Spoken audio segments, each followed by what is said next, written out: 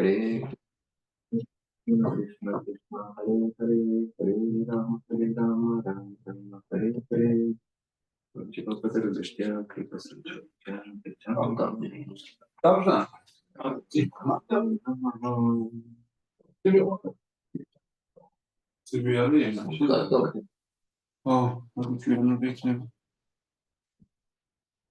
в прошлый раз мы начали говорить о проповеди миссии.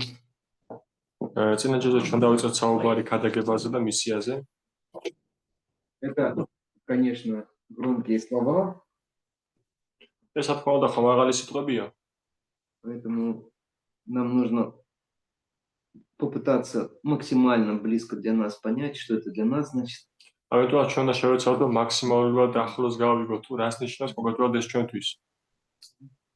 И что это такое, почему это важно для нас.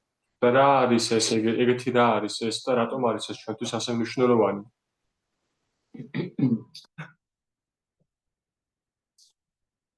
движение, где мы оказались, то есть оно буквально замешано на проповеди, как хлеб на дрожжах. Или на закваске.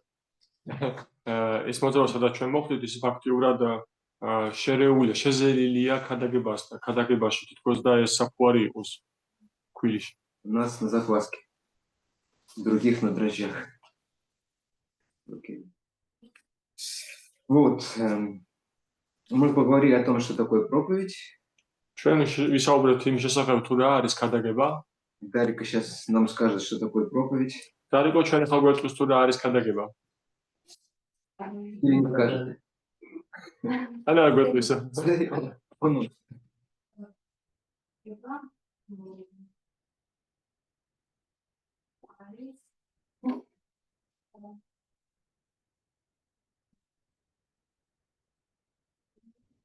Seems Darika is swimming. It seems Darika is swimming, like student on exam. Yes,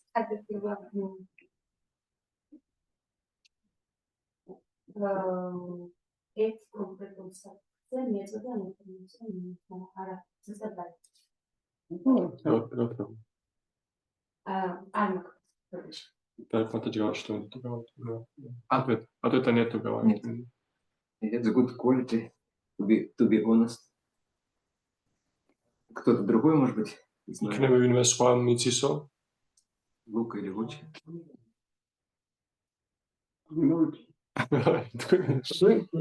ну, ქადაგება არის ამა თუ იმ იდეის ან იდეოლოგიის გავრცელება ხალხში. Проповедь это той или иной типа идеи или идеологию распространения среди людей. Распространение идеи, представлений обычно.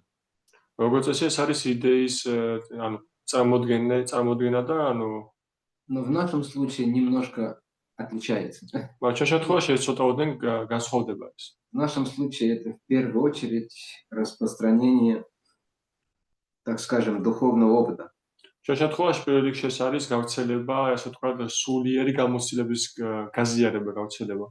распространяем определенные идеи, определенные представления. Но в первую очередь мы пытаемся распространить духовный опыт.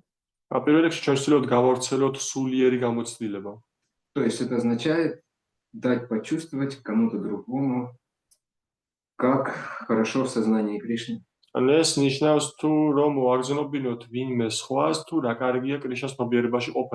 или плохо, зависит от вас.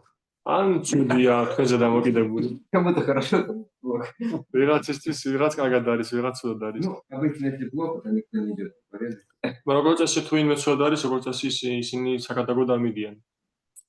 Если только его не выгоняют в проповедование. Это только к брахмачаре относится.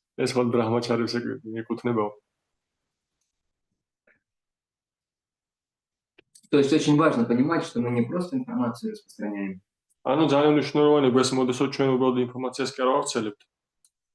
мы распространяем бхакти. Господь читания, он, например, он не особо много говорил или писал, მაგალითად ზუფალი ჩაიტანია ის არც თუ ისე ბევრს საუბრობდა და არც თუ ისე ბევრს წერდა. дискутировал или доказывал. დისკუსიებს შერთვებოდა ან რამეს ამტკიცებდა. Только в 2-3 случаях он этим занимался. მხოლოდ 2 ან 3 შემთხვევაში კავდებოდა ამით. Это были самые тяжелые случаи. ეს იყო ყველაზე მძიმე შემთხვევები. Как вы думаете, что это за случаи были? როგორ ფიქრობთ, რა შემთხვევები იყო ეს? Когда он встречался с каким-то имперсоналистом. А с какими? То რომელი? Он не с какими-то, а с вполне конкретными встречался. ის უბრალოდ ვიღაცებს კი არა, არამედ აბსოლუტურად კონკრეტულებს. კონკრეტული პერსონაჟები. С рабом Батачари вначале. დასაწყისში ეს იყო სამობაუნო ბატაჩარია. И потом Пракашананда Сарасвати с его компанией. Да. და შემდეგ იყო პრაკაშანდა სარასვატი თავისი მოწაფეებთან ერთად. Еще, по-моему, где-то он. Я даже не вспомню. Ну, немножко он проповедовал в Южной Индии, в Винкати-Бати. ცოტაოდენი იქადაგამან ჩრდილოეთ ინდოეთში ვინკატა-ბატაში. Ну, немного. მაგრამ ცოტაოდენი. В основном Господь читания пел, танцевал, ну и кого-то обнимал. ძირითადად უფალი ჩაიტანია მღეროდა, ცოცხალდა და ვინმეს ეხუტებოდა. Это была его проповедь. ეს იყო მისი ხარებება. Так. Это что такое проповедь? Ведь вот проповедь из Мент.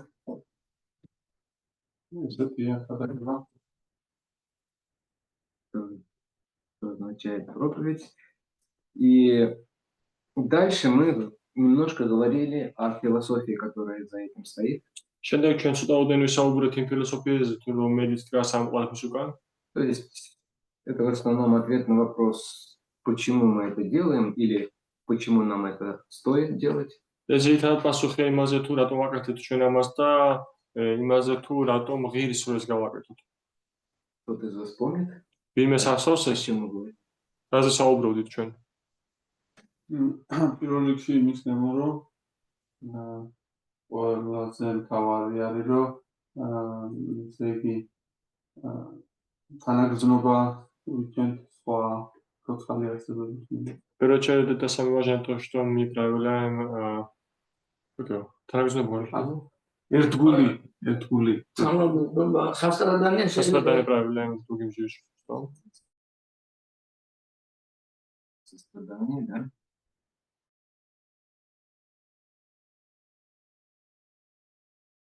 Еще? Да. Я извиняюсь, можно Люка Прапу на минутку? Луку? Ну, наверное, но только на минутку.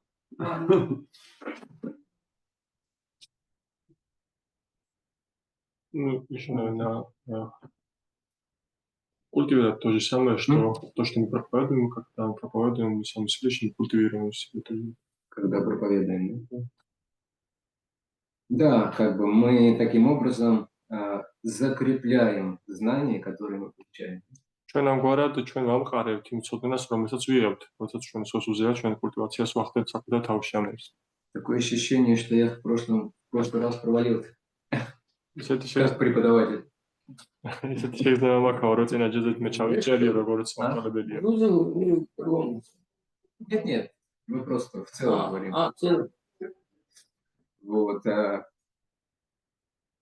Кому еще нужна проповедь? კიდევ ვის ჭირდება ხადაგება? Кому нужна проповедь с точки зрения, кому проповедовать или кто тоже? Вообще. Кто в ней заинтересован? Далеко матери говорит, что всем нужно. Всем нужно. А конкретно? Вин არის დაინტერესებული და კონკრეტულად ვინო?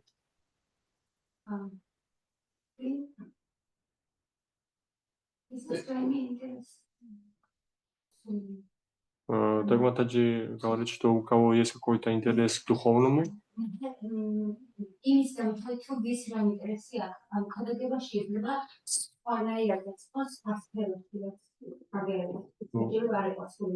Проповедовать можно и в различных сферах, и можно использовать разные интересы, у кого какой интерес. Да, но это уже о технике проповеди. Сейчас Я мы... могу по-русски сказать. А мы сейчас. Вначале спрашивали. ეს უფრო ტექნიკას ეხება თუ რა როგორ შეიძლება გადაგოთო. Я знаю. Одну личность, которая проповедь особо нужна. Кто особо заинтересован в проповеди. ერთი პიროვნება, ვისაც გადაგება ძალიან ჭირდება, ვინ ძალიან დაინტერესებული. Догадайтесь. გამოიცანით С 3 раз. კრიშნა. Кришна. Почему Кришне нужна проповедь? რატომ ჭირდება კრიშნას გადაგება? Там Кришна, да. Оля, мискен любит. Потому что он радуется, когда мы проповедуем. А почему он радуется? Рატომ ხარია? Why?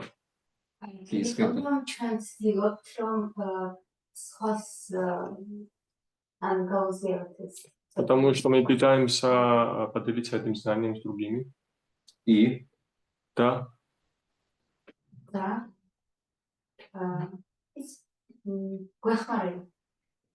Помогает он. Что? Не знаю. Ну, он помогает, что мы поделились знанием. А для чего? Чтобы вернулся обратно. Да. Он очень хочет, чтобы Дарика опять стала Харе Кришной. ანუ უკანო დაუბრუნდნენ ცხოველები და მას ძალიან უნდა რომ დარიკო გახდეს ჰარე კრიშნა ისო И Актаджидас. გოჩაცო აქშაძრო Чтобы все они опять повернулись к нему и стали служить ему. რომ ყველა მათგანი ისე მოუბრუნდეს მისგან და ყველამ დაიწყოს მისი მსახურება. Это главное, почему Господь радуется, когда мы проповедуем и хочет, чтобы мы это делали. ეს არის თავარი მიზეზი, რატომ უხარია უფალს და რატომ აკეთებ ჩვენ ამას. Также проповедь, она является, так скажем, тем, что очищает нас больше всего. ასევე გადაგება არის ის, რაც ჩვენ წმენს ყველაზე მეტად. Это способ нашего собственного духовного развития. ეს არის მეთოდი ჩვენი საკუთარი სულიერი განვითარების.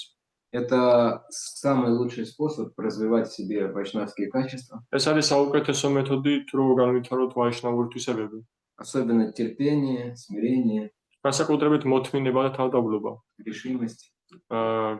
გადაწყვეტილი ეს თქვა მიზანდასახულობა. Вот. Это основные причины. ეს არის ძირითადი მიზეზები. То есть, если обобщить, და თუ შევაჯამებთ, განავრცოთ პროსოდ, то проповедь, она очень сильно удовлетворяет Кришну. რომ გადაგება ძალიან ძლიერ აკმაყოფილებს კრიშნას, Настолько, что Кришна говорит, что для меня нет никого дороже, чем тот, кто проповедует мое послание. იმდენად ძლიერ დახარებს მას ეს აკმაყოფილებს, რომ ის ამბობს, კრიშნა ამბობს, რომ არავინ არ არის არავინ არ მახარებს და მაკმაყოფილებს იმას ძლიერ, ვინც იმასთან შედარებით ვინც გადაგებს. Это первое. Второе, она приносит высшее благо людям. ეს პირველი იყო და მეორე ის არის, რომ ამას მოაქვს ყველაზე დიდი სიკეთე ადამიანებისთვის. То есть сюда входит и освобождение от страданий, и обретение счастья настоящего. აქ შედის ტანჯვებისგან გათავისუფლება და ბედნიერების შეძენაც. И, наконец, проповедь – это лучшая деятельность для нашего собственного духовного развития. და საბოლოო ჯამში ეს არის ის, რომ გადაგება არის საუკეთესო მოქმედება ჩვენი სულიერი განვითარებისთვის. А теперь, как бы, с точки зрения нас как духовного общества или организации, და ეხლა როგორც ჩვენი გადმოსახედიდან, როგორც სულიერი ორგანიზაციის გადმოსახედიდან, что обычно говорит Дайнанда Махарадж, вдохновляя нас проповедовать? ასამბობს ხოლმე დაინდა სვამი მაჰარაჯი, რომ ჩვენ სულისკვეთებაში არ მარტოს რომ ვიქადაგოთ. მე აზრებს შემოვწყვეტი, მაგრამ დაინდა სვამი მაჰარაჯი რა თამბობს? Дайнанда Махарадж. Он постоянно это повторяет. ის მუდმივად იმეორებს. Для нас, как для общества или для жителей и посетителей храма, ჩვენ როგორც საზოგადოება და როგორც ტაძრის მაცხოვრებლები და ტაძრის почему важна проповедь? რატომ არის საჭირო ქადაგება? Very simple. Because Krishna. We discussed it already. That's the reason that I don't like you to go. Так. Ну, Дайнанда Махарадж всегда говорит, это принесет в храм. Что принесет в храм? Дайнанда Махарадж იცახსო ტაძარში მოიტანს რას? Yeah, not freshness, life. Принесет жизнь в храм. სიცოცხლეს მოიტანს ტაძარში. То есть там, где есть проповедь, там есть жизнь. იქ სადაც ხადაგება, იქ არის სულიერი სიცოცხლე. То есть появляются новые люди. ჩნდებიან ახალი ადამიანები, новые идеи, энтузиазм появляется. ახალი იდეები და ენთუზიაზმი ჩნდება. Также это приносит в храм Лакшми. ასევე ტაძარში მოხამას ლაქშმი. Когда я начал распространять книги, это было еще начало 90-х. როდესაც მე დავიწყე წიგნების გავრცელება, ეს 90-იანი დასაწყისი იყო. Когда я был такой же чистый и энтузиастичный, как Лука сейчас. როდესაც ისეთი სულთავ იყო და ისეთი ენთუზიაზმით სავსე, როგორც ახლა ლუკაო. Лидер группы, с которой я ездил. Группის ლიდერი, რომელთან ერთადაც მე დავდიოდი. Он был немного старше и более опытный, чем я. ის ცოტაოდენ უფროსი და უფრო გამოცდილი იყო ვიდრე მე. У него была такая фраза. მას ჰქონდა ესეთი фраза. Я думаю, что он Гочи не сможет перевести. Триуна Прабху как раз переведет. Что потопаем, то и полопаем. Понял? რასაც დავტკეპნით, იმას ვეჭამთ, რომ მოგედეს ითარგმნა. How you walk, then that's we eat. Something like that. То потопаем, то полопаем. То есть, вот сколько ты распространишь книг, вот столько тебе Лакшми будет. Однажды цифры გავრცელებ, წელიწადში იმდენი ლაქშმი ექნებაო. Очень хорошо распространяется. Да, и поэтому тогда у нас в храме на Сухаревской, это первый храм в Москве, до Беговой еще. Да, ამიტომაც ჩვენთან ტაძარში, ანუ სუხაროვზეს პირველი ტაძარია მოსკოვშიო. Стояло 3, где-то, не знаю, наверное, минимум 60, а может быть 3 100-литровых бочки с ги.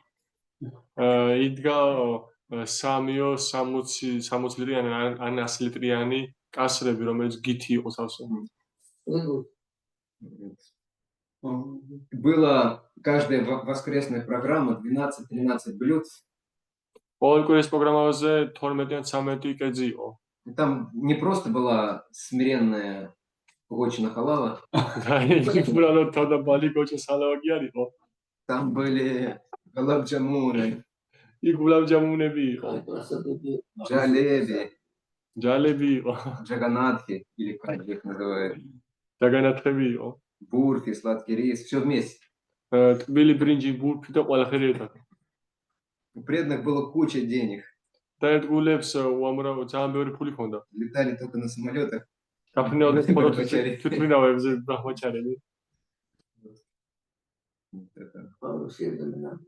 хорошие времена. Потом они стали еще лучше. Через 5 или 6 лет, это я уже застал сам. У меня плохая карма была, поэтому я хорошие времена не застал. Я пришел чуть позже. Я застал времена, когда в нашем храме, в том же самом храме, но уже мы переехали в другое место, за город. На просад был только рис, горох,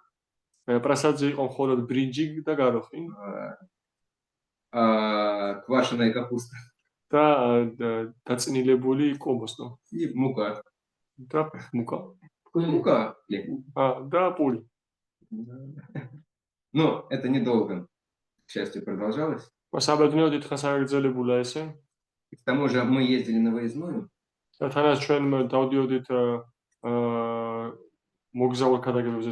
И вот в этот период мы особенно стремились на выездную. Потому что на выездной у нас были экстра лакшми. То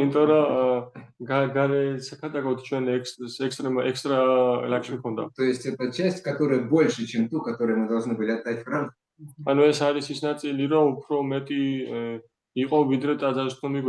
Потом, поэтому мы могли покупать себе овощи, фрукты даже, ამიტომაც ჩვენ შეგვეძლო რომ ჩვენთვის საკუთარი თავის გვეყიდა, ჩვენთვის сгущенку გვეყიდა ბოსტნეულის, გუშონი и остальные радости жизни. და სხვადასხვა სიხარულეები ცხოვრების.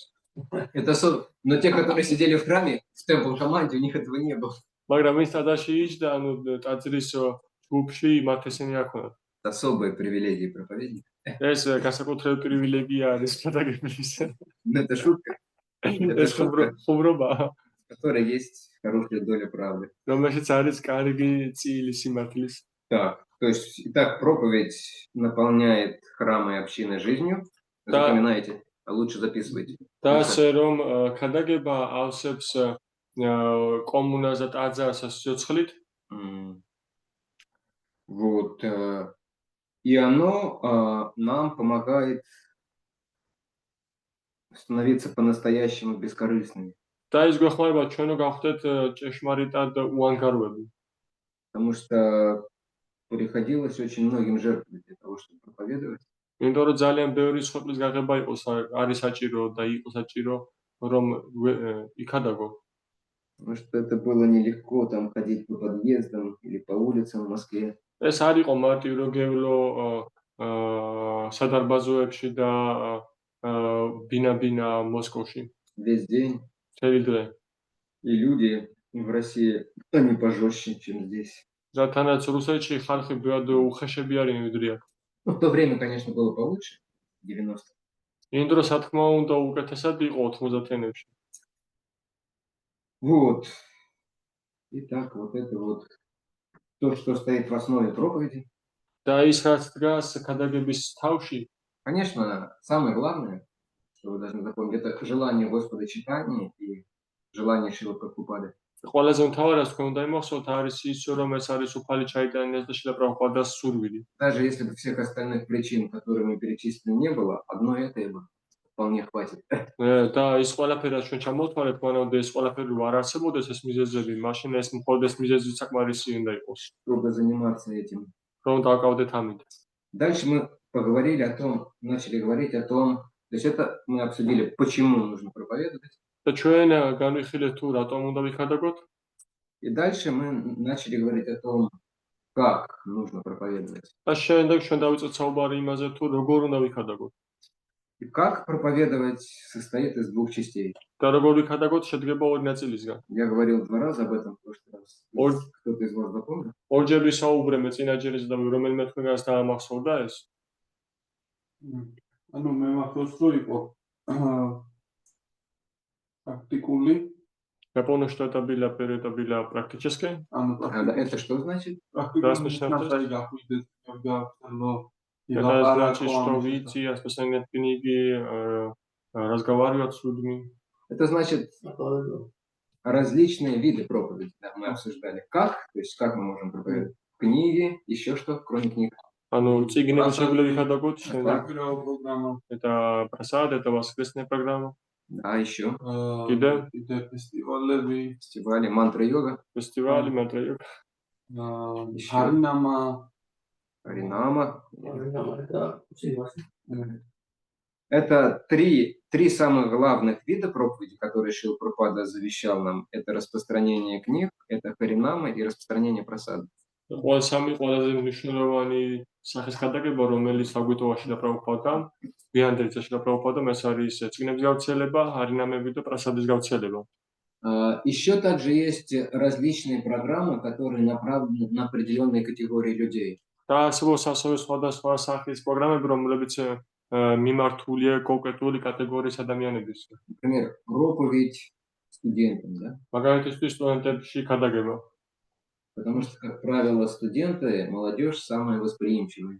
იმიტომ რომ როგორც წესი, სტუდენტობა ან ახალგაზრდობა ისინი ყველაზე კარგად აღიქვავენ. И у них больше времени и сил. და მათ უფრო მეტი дро და ძალა აქვთ. Потому что у них, скорее всего, еще нет семьи. იმიტომ რომ მათ დიდი საბათობის ჯერ კიდევ არ ყავთ ოჯახი. Нет целой тележки забот и имущества. არა აქვს მთელი ურიკა, ესე თქვა და проблемების და ხაფორთების.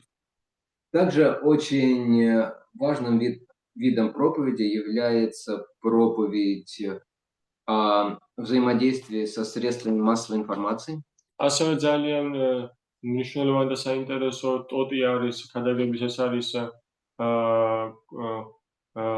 კომუნიკაციის საშუალებით ქადაგებას ვთქვათ. Потому что эти люди являются гуру для современного общества. იმიტომ რომ ეს ადამიანები, ანუ ეს ცნობადი სახელები არიან თანამედროვე საზოგადოების გურუები. Может быть, дикшу они не дают, но шикшу не дают. შეიძლება ისინი დიქშას არ იძლევენ, მაგრამ შიქშას ამდენ იძლევიან. И люди верят, как правило, в средства массовой информации. და ადამიანები ჭერავთ როგორც წესი ასე ვთქვათ კომუნიკაციის საშუალებებში ლაპარაკობენ მათი. Да, то есть также очень важно взаимодействовать с властями. ასევე ძალიან მნიშვნელოვანია ხელისუფლებასთან ურთიერთქმედება.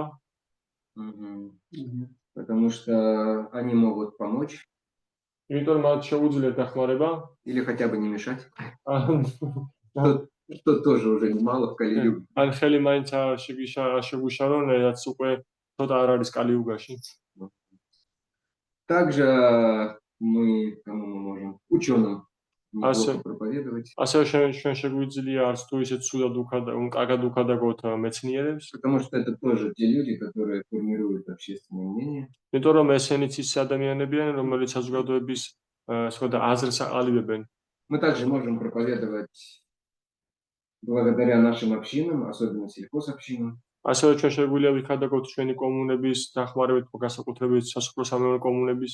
Показывая людям пример здорового образа жизни, счастливого. აჩვენოთ ადამიანებს მაგალითი ჯანსაღი ცხოვრების წესის.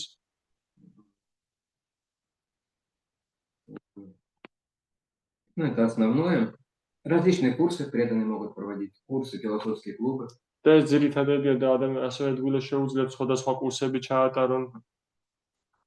Люди приходят, например, в Обнинске, приходят, там была у нас одна матаджина, и она и сейчас там у нас Таджикистана. მე მახსოვს რომ ადამიანი მოდიან ესეთ შეხვედრებზე, მე махсос რომ იქ ერთი მათაჯი იყო ის ტაჯიკისტანიდან არის. Мана Сиганга. მანასი განგა ქვია.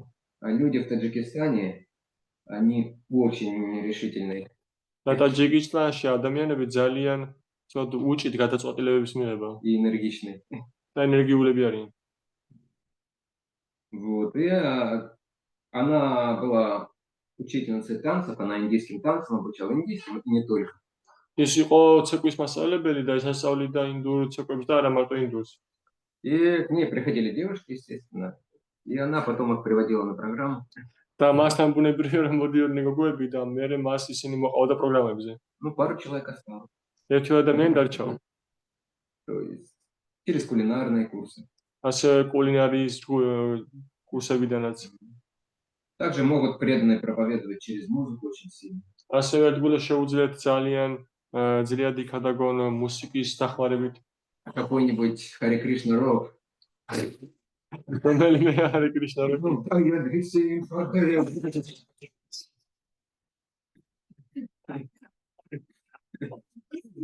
Ой, значит, что он дела? Понятно, без слов. Ну, нет, тут транслейт. Что вы скажете, сагабия, У нас есть группа, вернее, у нас есть один преданный, который много лет жил у нас в Вашингтоне, учился. Вот. Алексей Мышкин, его обычное имя. ჩვენ ყავს ერთი ჯგუფი, რომელიც ხელმძღვანელიც ჩვენთან დიდი ხანი აშრამში ცხოვრობდა, ალექსეი მიშკინი ქვია მის ჩვეულებრივ სახელი. Духовное имя, spiritual name, Ананта Гауранга. მისი სულიერი სახელი არის ანანტა გაურანგა. Из disciples Раданат Махарадж, ученик Раданат Махарадж. ის არის ათანათა მაჰараჯის მოწაფე. И еще до того, как он стал преданным, у него был такой творческий проект, группа.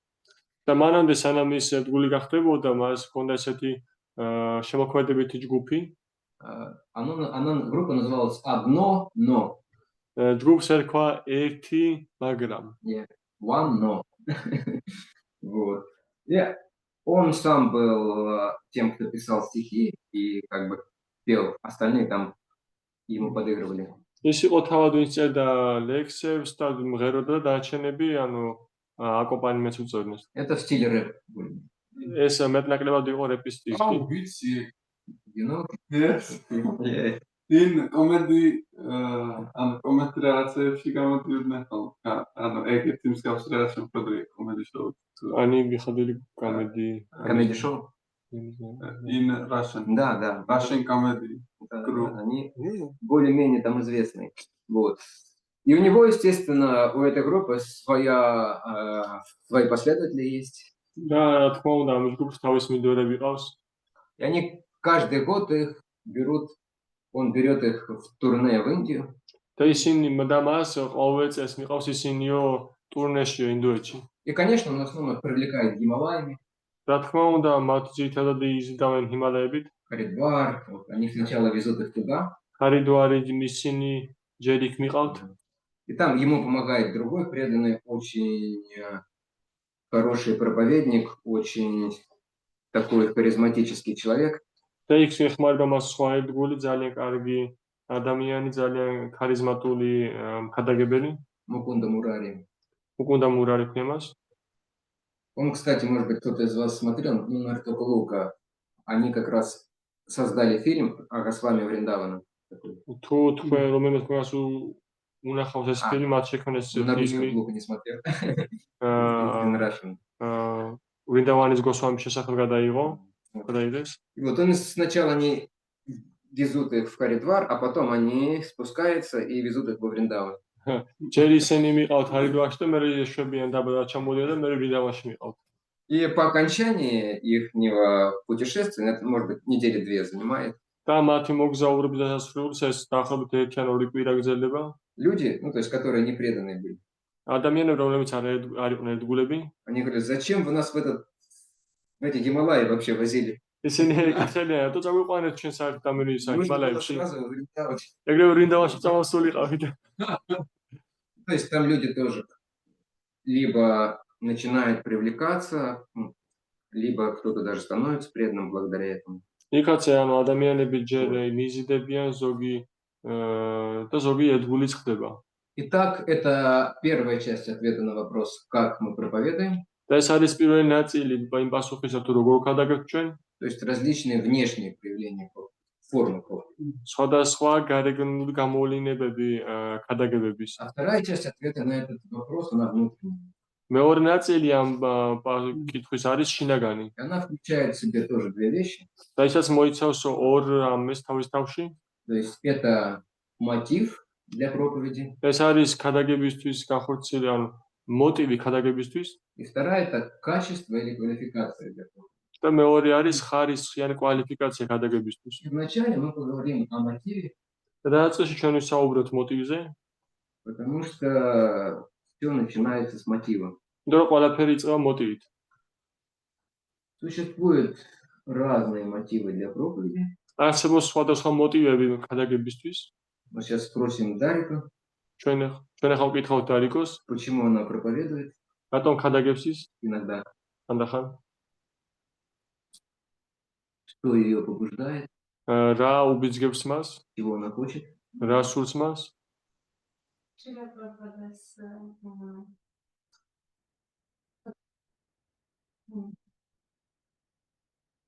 როცა მე წავით პროპაგანდას ფილმი, ისეთი გადაწყვეტილება იყო ჩემთვის, რომ მომინდა ძალიან, რომ ეს ასაც მივაწოდო პროპაგანდას ეს ნასაურელი და რომ სხდომაც გაიგონდა, ის სხდომაც მეტად მარტივად როგორ თქვა, მეტად მშვიდად დადებითად შეხედა.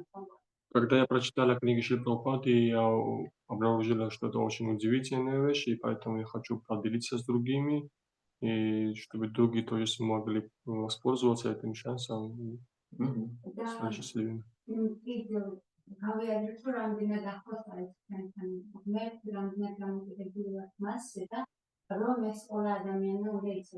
Ну еще потому, чтобы осознать, насколько близко к нам Бог, насколько чтобы осознать это и насколько Он помогает в каждом шагу.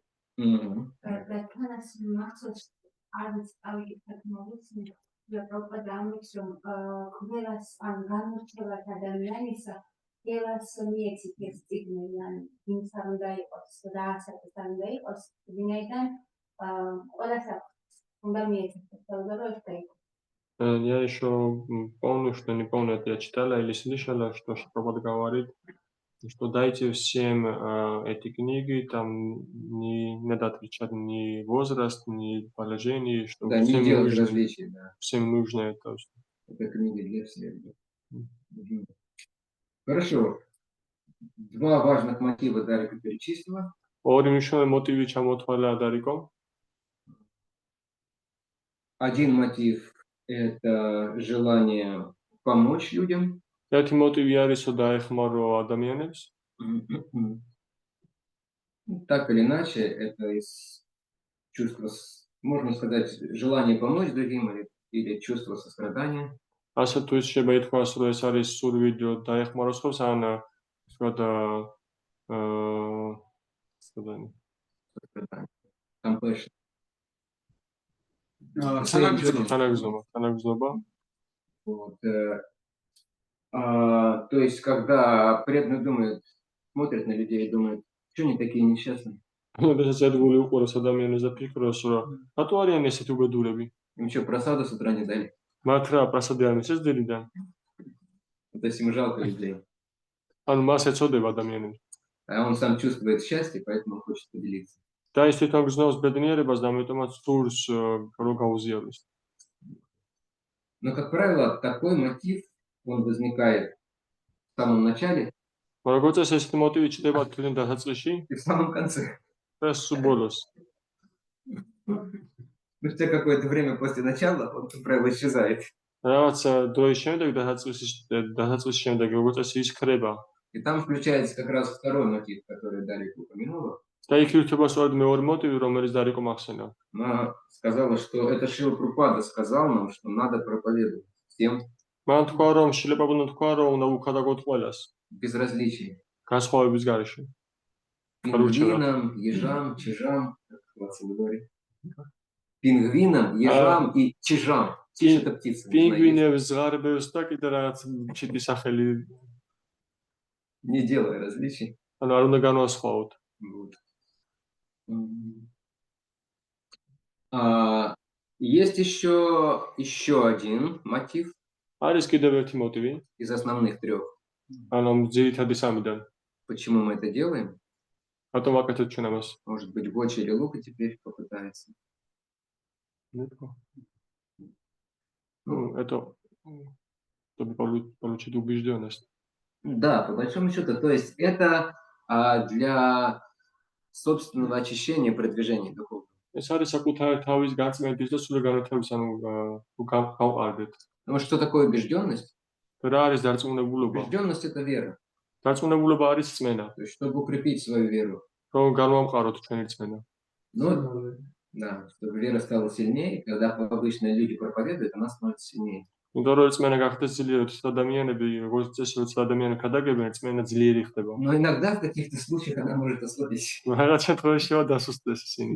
Это относится как раз отчасти к вашему вопросу на домашнее задание, которое я задавал. ეს შეეხება ასევე თქვენი საშინაო დავალების ნაწილს შეეხება, რომელიც უნდა ჩაბალოთ. Вот. Ну, то есть, самый начальный мотив из хороших мотивов – это ради собственного духовного блага. სულ დასაწყისი მოტივი ეს არის, რომ კარგი, Ради собственного духовного блага. რომ ეს არის საკუთარი სულიერი სიკეთისთვის, ეს არის დასაწყისი მოტივი. Он хороший, но такой немного эгоистический. ის კარგია, მაგრამ ცოტა ეგოისტურია. То есть, я с этого что-то поимею. Хороший. რომ მე რაღაც კარგს მივიღებ აქედან სამაგიეროდ. Второй мотив – это из желания удовлетворить и понимание, что нужно следовать указаниям Прабхупады и Кришны. მეორე მოტივია, რომ სურვილი დავაკმაყოფილოთ და მივყვეთ შრილა პრაბჰუპადას მითითებებს. Уже более высокий мотив. ეს უკვე უფრო მაღალი მოტივია. И третий мотив, он самый возвышенный, это из сострадания. და მესამე მოტივი ის ყველაზე ამაღლებულია, ეს არის თანაგრძნობა. Желание помочь. თანაგრძნობა. რომ სურვილი გვაქვს რომ დავეხმაროთ სხვებს. Вот. Но могут быть и неправильные мотивы. მაგრამ შეიძლება არსებობდეს ასევე არასწორი მოტივები. Это уже моя часть, ეს უკვე ჩემი ნაწილია.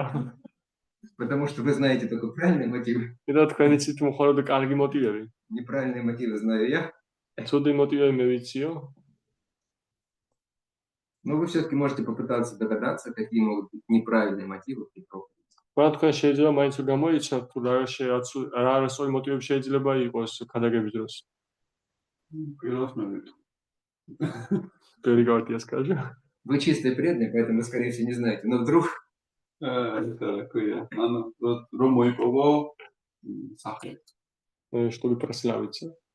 прославиться, да. Да, то есть, чтобы нас оценили, ну, хотя бы преданные, да. Ну, ჩვენ დაგვაფასონ, ანუ ერთგულება მაინცო. Я помню, в 90-х годах, когда распространение книг было, так скажем, на всех плакатах и рекламных щитах ИСКОН,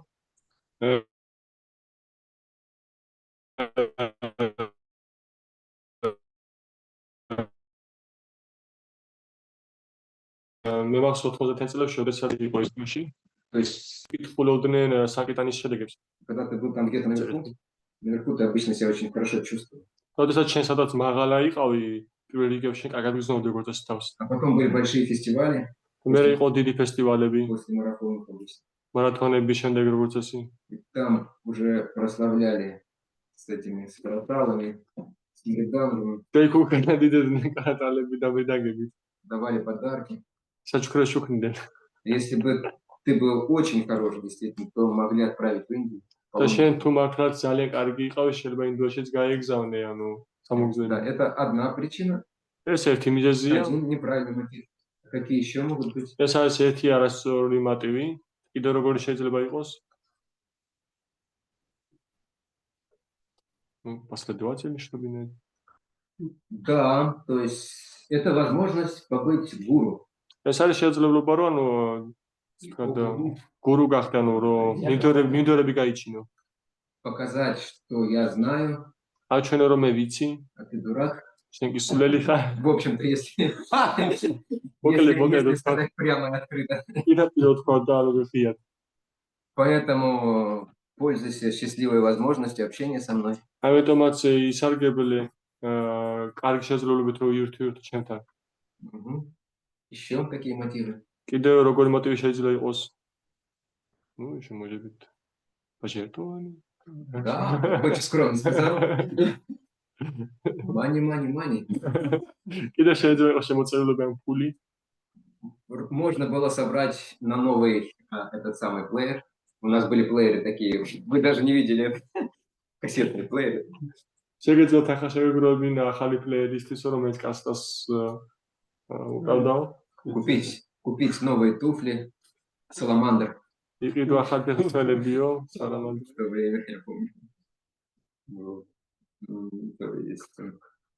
У Матедж тоже был отдельный мотив. მათაჯოსაც ყოლად საკუთი მოტივი. Легко понять, какой, მარტივი გასაგებია თუ რომელი. если они жили вашими отсюдами. თუ განსაკუთრებით ისინი აშრამში ცხოვრობდნენ. Тарика должна догадаться. დარიკა უნდა გამოიცნოს, რომ Но она чистая душа. რომელიც მინდა სულია. Ну, понятно, чтобы показать, какая я чистая и преданная. რომ ვაჩვენოთ, რამდენად წმინდა ერთგული ვარ მე. Что какой-нибудь Прабху, он обязательно это заметит. რომელიღაც პრაბო აუცილებლად შემაჩნევს. Особенно, конечно, вот если Прабху какой-то бизнесмен, это еще лучше. მე განსაკუთრებით ეს პრაბო რომელიმე ბიზნესმენი აქვს საუკეთესო შემთხვევა. Ну, то есть это хороший способ получить хорошего мужа. ეს კარგი შესაძლებლობა კაი ქმარი მიიღო. Я помню, в Сухаревском храме все эти матаджи Брамачарини, которые распространяли книги, მე მახსოვს სუხარევის აშრამში, სადაც ეს ბრაჰმაჩარი მათაჯი რომელიც წიგნს ავცელებდა. а там они потом очень хорошо выходили замуж. ისინი ყველა მერე ძალიან კარგად გათხოვდნენ. То есть вот такой мотив может быть. აი ესეთი მოტივი შეიძლება იყოს. Также мотив соревнования, пока молодые, да. ასევე შეჯიბრების მოტივი, როდესაც სამჯერ ახალგაზრდები ხართ. Это плохо говорит? Ну, обычно это гонострасти. როგორც ეს ნების მოდუსია. Потому что можно соревноваться в том, кто лучше удовлетворит Кришну. იმიტომ რომ შეიძლება შეჯიბრი იყოს თუ ვინ უკეთესად დააკმაყოფილებს კრიშნას. Это Шрила Прабхупада называл трансцендентным соревнованием или духовным соревнованием. ამას შეპროპადა უწოდებდა ტრანსცენდენტული შეჯიბრის ან სული შეჯიბრის. А можно соревноваться, чтобы показать, кто на самом деле крутой. ან შეიძლება შეჯიბრი მოხდეს იმისთვის რომ აჩვენოთ თუ ვინ არის ყველაზე მაგარი. Кто, так скажем, Кришнаид в законе. ვინ არის კანონიერი კრიშნაიტი? А кто этот, как его там, не знаю, Салага или как называется? და ვინ არის ეს? Ну, то есть, были наверняка еще какие-то мотивы сложные, но вот это вот основное. შეიძლება იქნებოდა სხვა ასევე ცურვი მოტივებიც, მაგრამ ეს ძირითადებია. Так, от мотива очень многое зависит, ასე რომ მოტივებზე ძალიან ბევრი რამეა დამოკიდებული. но проповедь настолько удивительная вещь, და ქადაგება იმდენად გასაოცარი რამ არის, что она очень сильно очищает мотивы. რომ ის ძალიან ძლიერად აწმენს მოტივებს. Особенно распространение книг, например. განსაკუთრებით წიგნების გავრცელება და ჰარინამები. То есть у большинства преданных мотив не меняется. უმეტეს ერთგულებს შემთხვევაში მათი მოტივები იცვლება. То есть в сторону очищения. გაწმენდის მხარეს. Поэтому Прабхупада, он видел, что у его учеников много страсти. ამიტომაც როდესაც პროპოდა ხედავდა რომ მის მოწაფეებს ბევრი უნება აქვს, Вдохновлял их соревноваться. სულისკვეთებას მატებდა რომ შეჯიბრებოდნენ ერთმანეთს. То есть вот он тоже так способствовал тому, что вот проповедников прославляли, особенно распространители книг. ის ასევე ხელს უწყობდა რომ ეს ქადაგებლები განედიდებინათ განსაკუთრებით წიგნების გამავრცელებლები. Он понимал, что если они это будут делать, то они так или иначе очистят со временем. მას ესმოდა რომ თუ ისინი ამას გააკეთებდნენ, ისინი დროთა განმავლობაში ნელა გაიწმინდებიან. И плюс те люди, которые покупают книги или слушают Харинама, они получат очень удивительную возможность встретиться с Кришной. და დამატებით ის ადამიანები, ვინც იღებენ წიგნებს ან ჰარინამას ხვდებიან და ისმენენ, ისინი იღებენ გასაოცარ შესაძლებლობას რომ კრიშნას შეხვდნენ. Поэтому позитивных вещей было гораздо больше от этого, даже если мотив неправильный. ამიტომაც თუნდაც მოტივი არასწორი ყოფილიყო, ძალიან ბევრი პოზიტიური მომენტი ჰქონდა ამას. Но если мотив неправильный, то нужно понимать, человек не сможет заниматься этим в течение долгого времени. მაგრამ თუ მოტივი არასწორია, უნდა გვესმოდეს რომ ადამიანი დიდი ხნის მანძილზე ვერ დაკავდება ამით. Вот. Чтобы в этой деятельности остаться, нужно в конце концов обрести чистую мотивацию. იმისათვის რომ ამ ქმედებაში ანუ ამ რეალობაში დარჩენა შეძლოთ, უნდა მივიღოთ სულთა мотивация საბოლოოდ. Потому что если мотив страсти, вот это желание выгоды, славы, да, или победить кого-то, да, იმიტომ თუ მოტივი არის ნებაში იმისათვის რომ რაღაც გამოჩენა ვნახოთ, დიდება ვნახოთ, ან ვიღაცას მოუგოთ, ესე ვთქვათ. вы все изучаете Бхагавад-гиту, теперь я проверю, насколько успешен Деварата Прабху. თქვენ ყველა თქვენგანი შეისწავლის ბაგავად-გიტას და მე შევამოწმე ხათ რამდენად წარმატებულია დევატრაფუ. Каков результат действий в гуне страсти? როგორია შედეგი ნების მოდუში? მესხანება. გნევა, გავაკეთე. А еще? კიდევ? რას გულისხმობ პერმეტია? Гнев, скорее, это невежество. Бразилия умецрება უფრო არის. Только спрашивают, что я не понял, что подразумевает. Каков результат любой деятельности в гуне страсти? როგორია შედეგი ნებისმიერი ქმედების ნების მოდუში? რა სიგრძნობს საბოლოო ჯამში ადამიანის საბოლოოდ? დაგმართაჯერჩა, что неудовлетворенность. Да, разочарование и недовлетворенность. ანუ იმედგაცრუება და უკმაყოფილება. А если будет разочарование и недовлетворенность, еще добавится невежество, то вот тебе, пожалуйста, и гнев. და თუ იქნება იმედგაცრუება და უკმაყოფილება და თან что же будет? Если если к разочарованию добавляется еще невежество, და უმეცრებას თუ ემატება უკვე ეს უკვე აი ჩვენი ბრაზიცო. то как раз получается гнев. Машин. Гневаться начинает. ბრაზიბადებო და ადამიანი ბრაზობს. Поэтому должна быть хотя бы гуна благости для того, чтобы это делать долго. ამიტომაც უნდა იყოს თუნდაც როგორც მინიმუმ სათნოების გუნა მაინც რომ ადამიანმა შეძლო დიდხანს ის გააგრძელოს. Но благость тоже, она очень долго не продержится, потому что... მაგრამ სათნობას დიდხანს ვერ გაჩერდება, იმიტომ რომ Потому что в благости для человека очень важно быть комфортно себя чувствовать. იმიტომ რომ სათნოებაში რომ იყოს ადამიანი, მისთვის მნიშვნელოვანია რომ კომფორტულად გრძნობს თავს. Его, может быть, не так сильно интересует там прославление, деньги, да? მას შეიძლება ძალიან დიდად არ აინტერესებდეს დიდება და ფული. Ну, ему важно, чтобы у него такая жизнь была размеренная, спокойная. მისთვის მნიშვნელოვანია რომ მას ჰქონდეს ესეთი გაწონასწორებული და მშვიდი ცხოვრება. Поэтому по-настоящему очень долго проповедовать может только тот, который руководствуется духовными мотивами. ამიტომაც ნამდვილად დიდხანს გადაგება შეუძლია მას, ვინც მართლაც ხელმძღვანელობს სულიერი მოტივებით. Вот. Это мотивы. И последнее, что у нас осталось, ესენია მოტივები და ბოლო რაც დავჭა ჩვენ, это как раз квалификация проповедника. ეს არის სწორედ კვალიფიკაცია მქადაგებლის. Теперь вот мы как раз обращаемся к домашнему заданию. და ჩვენ ახლა სწორედ მივადექით საშინაო დავალებას. Теперь я хочу услышать ваши ответы, ваши версии ответа на этот вопрос. ეხლა მე მინდა მოვისმინოთ თქვენი ვერსიები პასუხების ამ კითხვაზე. Каждый ли может проповедовать? ყველას შეუძლია კი ქადაგება. Начнем мы с Гочи. დავიწყოთ ჩვენ გოჩასგან. Ну, проповедовать может каждый, но на своем уровне. Кто-то может просто книги расписать, а кто-то может там уже непосредственно проповедовать. ყველა შეუძლია თავის დონეზე ქადაგება, ზოგ შეუძლია წინები გავავრცელოს და ამგვარად იქადაგოს და ზოგ შეუძლია უკვე უშუალოდ ვთქვათ იქადაგოს. Теперь на своем уровне что это значит? На своем уровне, наверное, значит то, что некоторые даже с гневом проповедуют, некоторые с примером проповедуют. Примером? С примером, не своим примером. Своим примером. Ну, я это подразумевал на своем уровне, что... Окей. Скажи. და რას ნიშნავს საკუთარ განვითარების დონეზე ქადაგება მე ვუთხრა რომ ზოგ შეუძლია სწორედ ბრაზილიაც კი იქადაგოს, ანუ ვინც უმეტესობისკენ არ უფრო გადახრილი და ზოგ შეუძლია საკუთარი მაგალითი იქადაგოს, ასე ყველასთვის არის რეალის იქადაგება. Теперь что Лука думает? რას ფიქრობს ლუკა ამასთან დაკავშირებით? Ну, хотя бы немножко. Там целая поэма.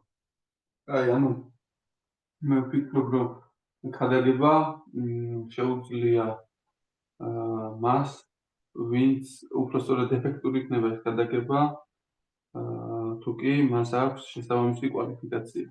Я думаю, что эффективнее будет то проповедь, которого есть квалификация. ანუ ჩვენ ვიცით, რომ квалификацიის სამი დონე არსებობს და ვფიქრობ, რომ მათი ამათი არის ის, ვინც იქადაგოს. Мы знаем, что существует 3 уровня квалификации. Я думаю, что это математика, который должен проповедовать. ყოველ შემთხვევაში ქადაგებაში მე გულისხმობ აი აქტიურ ქადაგებას წინებზე ვწელებას. Проповедь я больше подразумеваю активная проповедь, там распространение книг и проповедовать там. და თუ კი იქადაგებს მაგალითად დამწყები ერთგული, ხო? Если будет проповедовать так начальный такой на начальном уровне преданный, მაშინ შეიძლება მას ძალიან დიდი ეჭვები გაუჩნდეს. ანუ თუ კი ეს არ არის კიდე ერთხელ აი სულიერი მოწვლის მითითება და რაღაცადაც გადაწყვეტავს რომ წავიდეს და იქადაგოს. Тогда может у него появиться очень большие сомнения, если это не является непосредственным указанием духовного учителя, чтобы идти и проповедовать. ანუ თუ კი ის არის ყოველგვარ დაცვის ქვეშ. Если он находится под защитой. იმიტომ რომ მე გამომწდია ეს. Потому что я это пробовал на себя. როდესაც ისეთ დონეზე მივედი, ისეთ ადამიანს შევხვდი, რომ ისეთ რაღაცები მითხრა, რომ საერთოდ გამახრო. Потому что я встретился с таким человеком, который абсолютно не разрушен. და თუმცა რა თქმა უნდა, ყველა შეუძლია იქადაგოს, როგორც დაწერიდან თქვა, ჩვენ უქადაგებთ ზოგჯერ სიტყვებითო და საქმეებით, ყველა შეუძლია იქადაგოს მეოჯახესაც. Конечно, как сказала мать Тереза, что каждый может проповедовать некоторыми словами, некоторыми своими действиями. мать Тереза сказала немного по-другому. Она сказала, проповедовать мы должны всегда. We should preach always. Yeah. Но иногда при этом мы можем говорить. ლუკა და რადგანაც წმინდა სახელი ყველასთვის არის ის გადასტავა что святое имя это для всех და ყველა შეუძლია რომ ეს წმინდა სახელი იგალობოს და თავის ცხოვრებით მიყვეს ხო პრინციპი и все могут повторять это святое имя и следовать своему принципу. ამ დედა ტერეზას ამ გამოთქმის მიხედვით ყველა შეუძლია რომ უბრალოდ მიყვეს და იქადა И опираясь это сказано матери Терезы, каждый может проповедовать и следовать этому пути. Very очень хорошо. Very good. Я просто не говорю, что и через слава Я немного неопытный в этом сфере, но как я бы сказал, что говорить может все, но проповедовать не все могут. Говорить могут все, но проповедовать не все могут. Раз начинается все?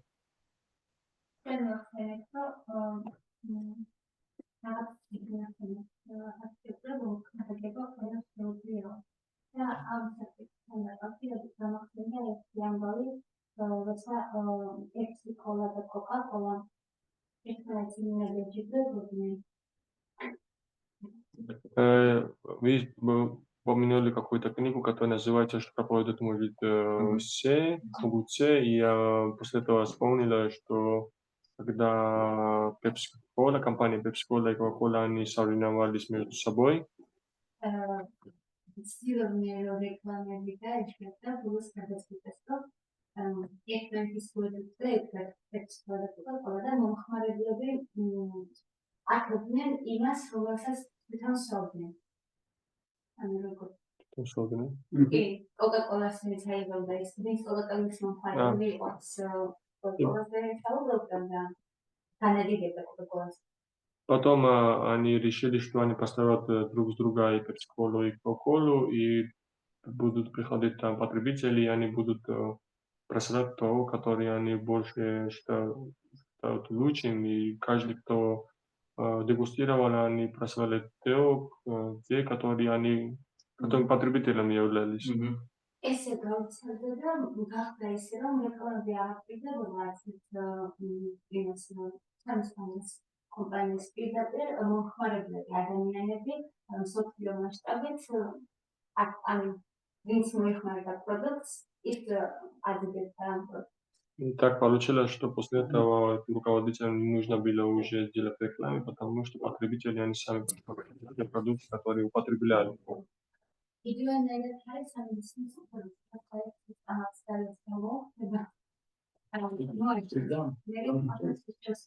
Также происходит в медицинской сфере, когда кто-то употребит какое-то лекарство, новое поможет, они, как правило, уже советуют другим тоже.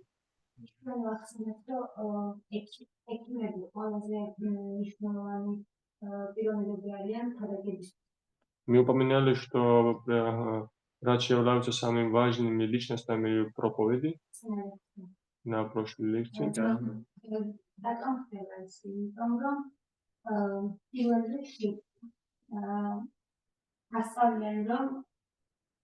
კარგად უნდა მოვხსნათ იმას პაციენტს, ანუ გამოიკითხავს თელ ანამნეზს ყველაფერს კითხავს პაციენტს და ისე იძლევა მე რჩევებს, თუ რა ჭირდება пациентს.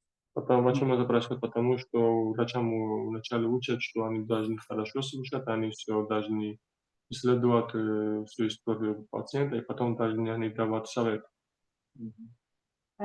Situația ce este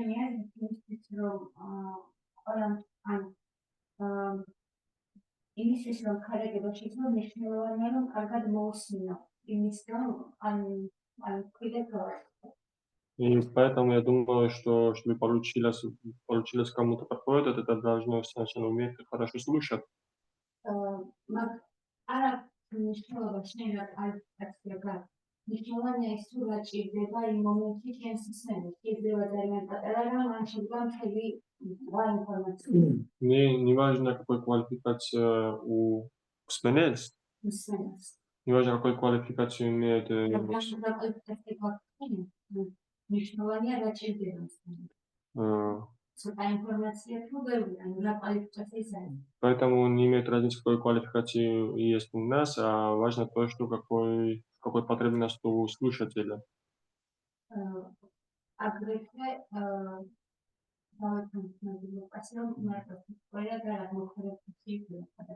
И также я могу подчеркнуть и тут мысль, что вы сказали, Лука, что проповедовать можно не только словами, а также поступками.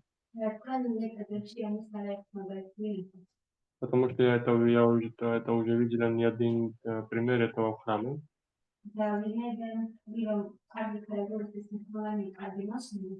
И исходя из того, что для хорошей проповеди, я думаю, что нужно хорошо уметь слушать. Я вспоминаю, что мне очень трудно это удается, мне трудно удается.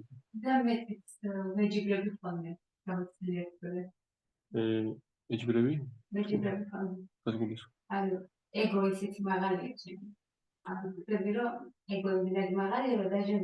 Может, на щеде берем, то есть.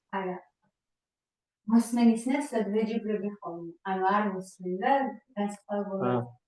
И даже я чувствую, что иногда даже соревнуюсь с нашими преданными, что то, что я то, что слушают, а свои мысли направляют. Не понял. Я тоже не понял.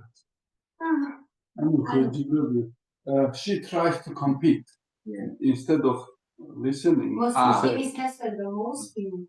ანუ ვეჯიბრები, აი ცოტა ანუ თანდაგვებით რომ მოსმინო და ყველაფერი გავიაზრო, მისაც ვეჯიბრები. და ხვდები რომ ჩემი ეგო ძალიან სიმაღლეა ვისთვის რო იქა. არა, უთხარი უკვე. არა, ვეჯიბრები კი მარა კონტექსტი სწორი. კონტექსტი უთხარი. ვეჯიბრები უთხარი. კონტექსტი უთხარი. ანუ ეს სიტყვა. So I said that instead of listening, she just trying to compete. That's she says, but How it is connected to და როგორ არის დაკავშირებული I can catch.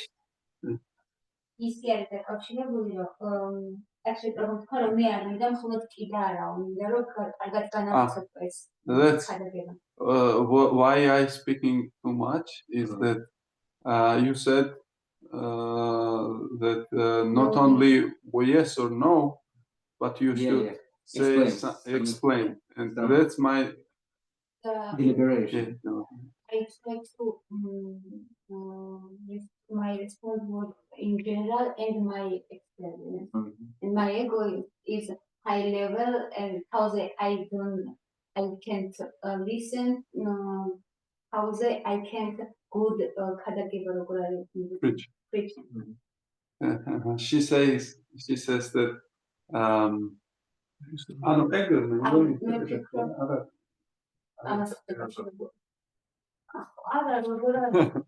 she says that my ego is so high.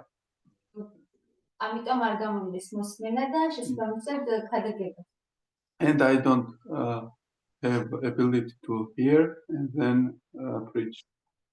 But I am preaching directly, not listening and then preaching, and I try to compete with others. That was the general. Usually it happens with all new devotees.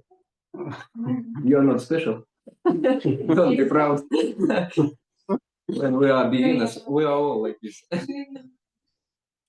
Итак, очень хорошая мысль, по крайней мере, я уловил насчет слушания.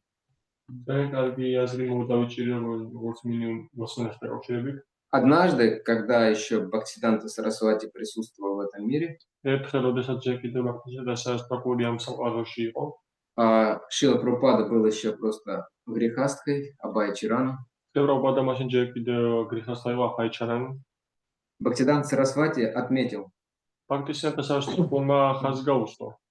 очень хорошо слушает. Поэтому в свое время он будет очень мощно проповедовать.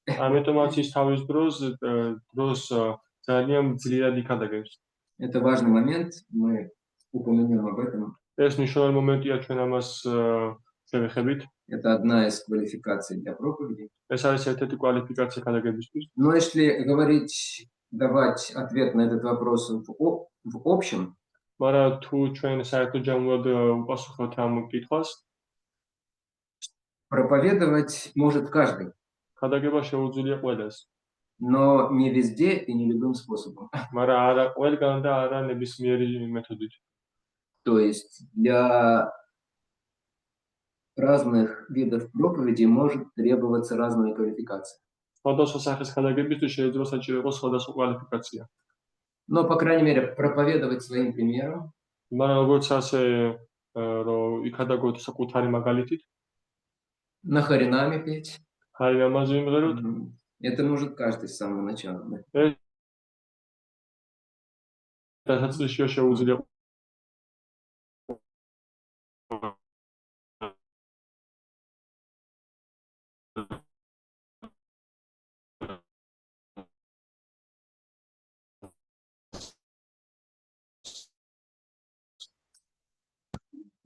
უკადაგო ხელისუფლებული ინფორმაციის სწავლებით Образование.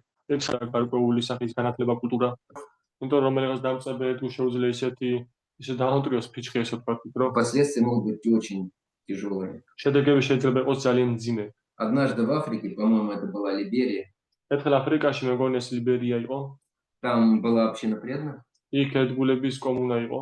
И получилось так, что там произошел переворот, ეს გამოვიდა რომ იქ გადატრიალება მოხდა. вот, пришла новая власть, какие-то военные, მოვიდნენ ახალი ხელმძღვანელები, ანუ რაღაც სამხედროები იყვნენ. и одна матаджи, начинающая, და ერთ მათაჯი დამწყები, она решила попроповедовать власти, და მან გადაწყვიტა რომ ეხადაგა ხელისუფლებისთვის.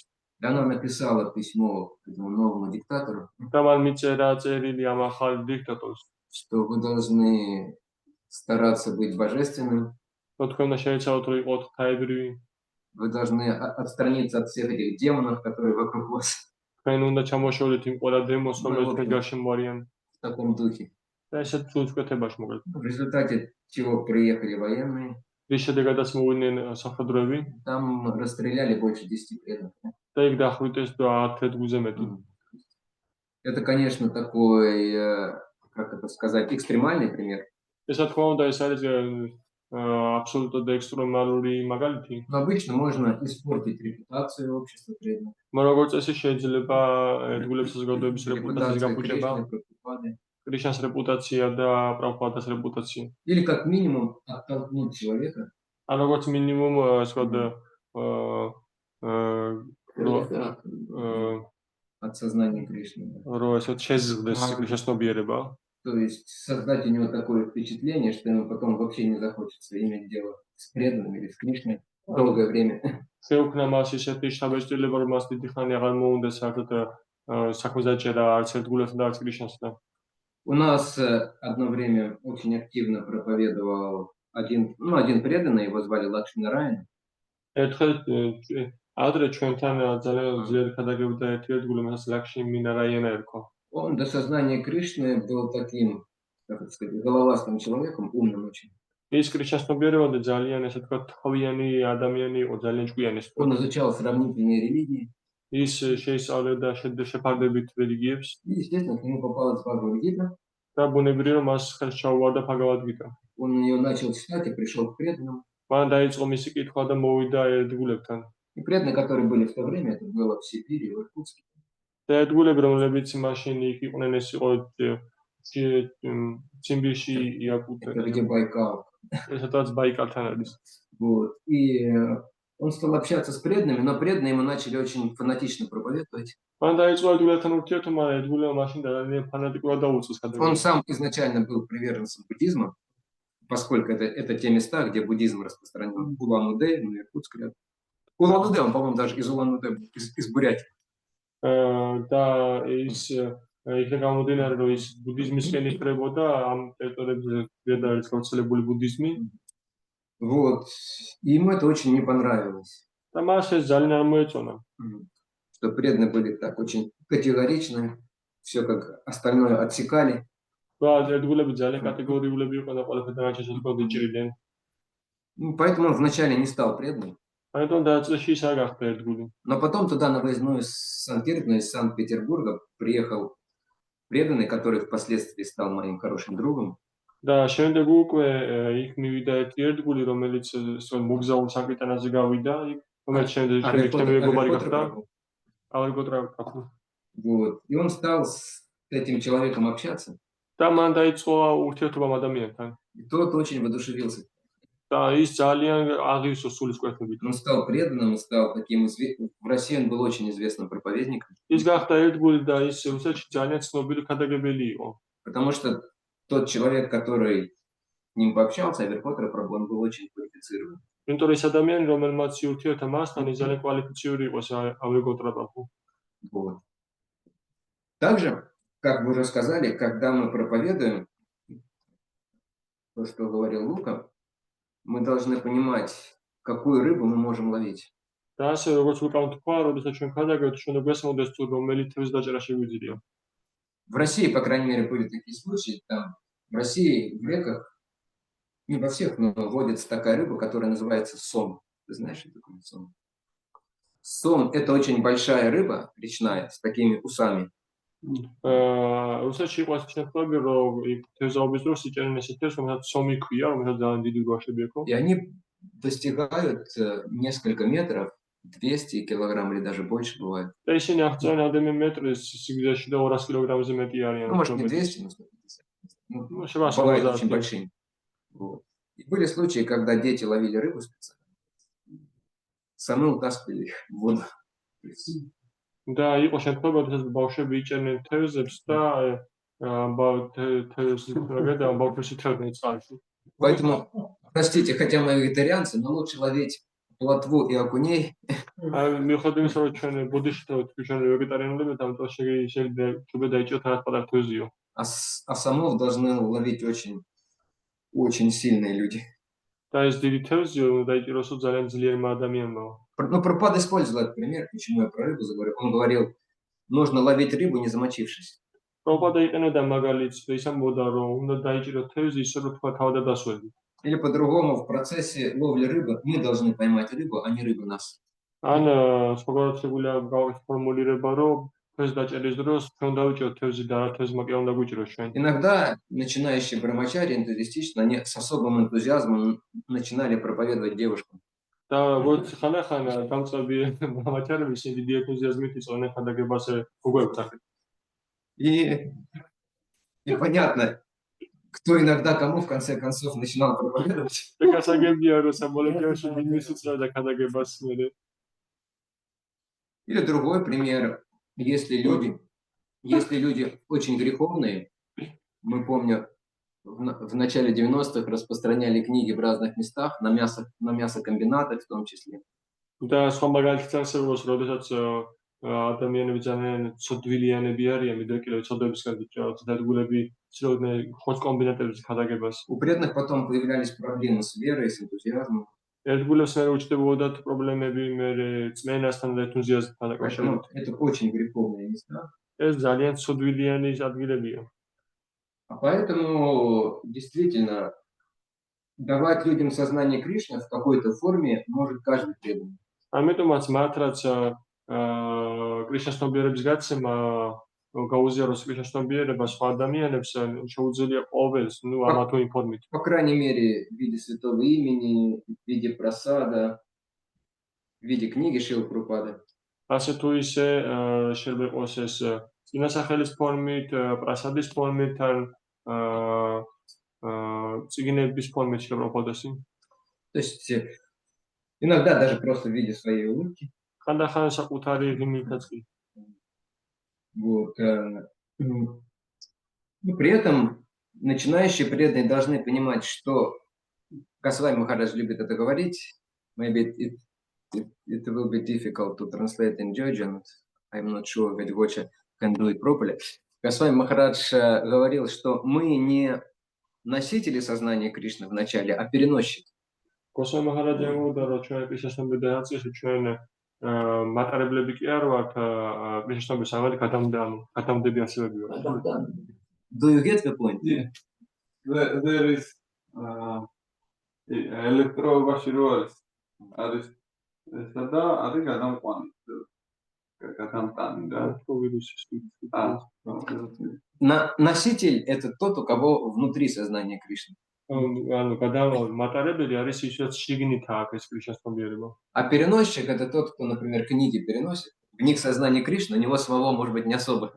ანუ გადამტანი კი არის, აი მაგალითად წიგნები გადაგებ თავის სადავტოთ, ანუ გადამტანი გამოდიხარ ამ მაშინ თან რა კრიშნას ცნობიერება წიგნებში არის. И закончим мы на том, что сегодня мы сейчас подведем итоги. Не подведем итоги, вернее, а выясним, какие качества необходимы для успешной проповеди. და ჩვენ დავამთავრეთ იმით, რომ თუ რა თვისებები არის წამატების მომტანი ქადაგების დროს. То есть, чтобы проповедь действительно была эффективной. იმისათვის, რომ ქადაგება იყოს მართლაც შედეგიანი. Эффективная – это что значит? ეფექტური რას ნიშნავს ეს? Что значит эффективная проповедь? რას ნიშნავს ეფექტური ქადაგება?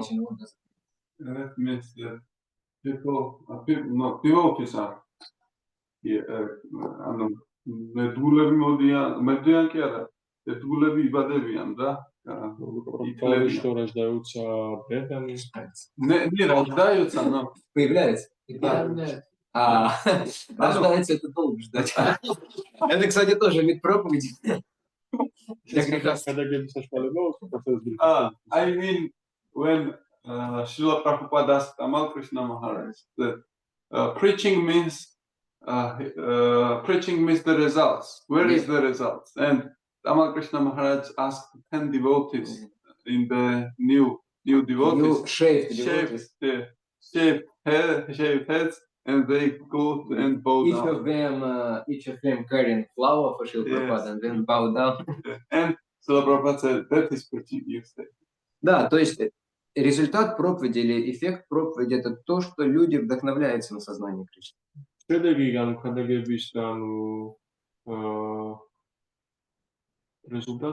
Результатом проповеди должно быть то, что люди, которым мы проповедуем, они вдохновляются сознанием Кришны, у них появляется вера.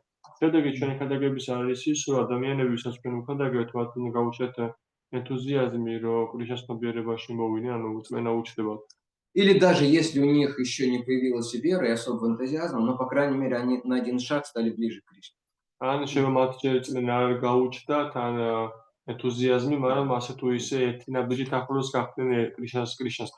вот для этого нам нужно, чтобы у нас, у проповедников, были определенные качества. И первое, конечно, самое важное качество, вы уже упоминали это, прямо и косвенно, это вера в Гуру и в Кришну, исследование. Да, то есть, насколько мы следуем духовному учителю, насколько мы верим ему, настолько у нас будет сила и способность проповедовать.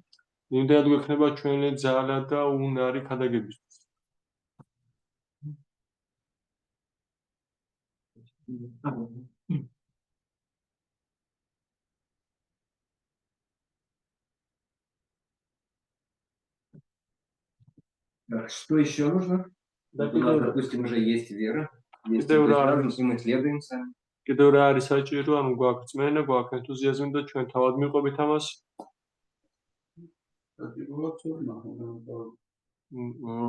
Нужно элементарные знания. Да, нужно знание основных, по крайней мере, знание, понимание основных вещей.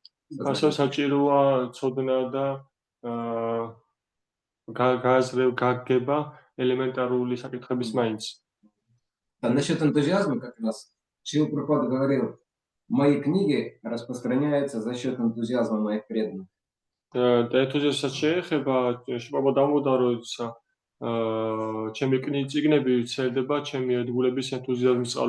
Это произошло, когда книги Шрила Прабхупады преданные договорились и сдали на одну книжную выставку. Это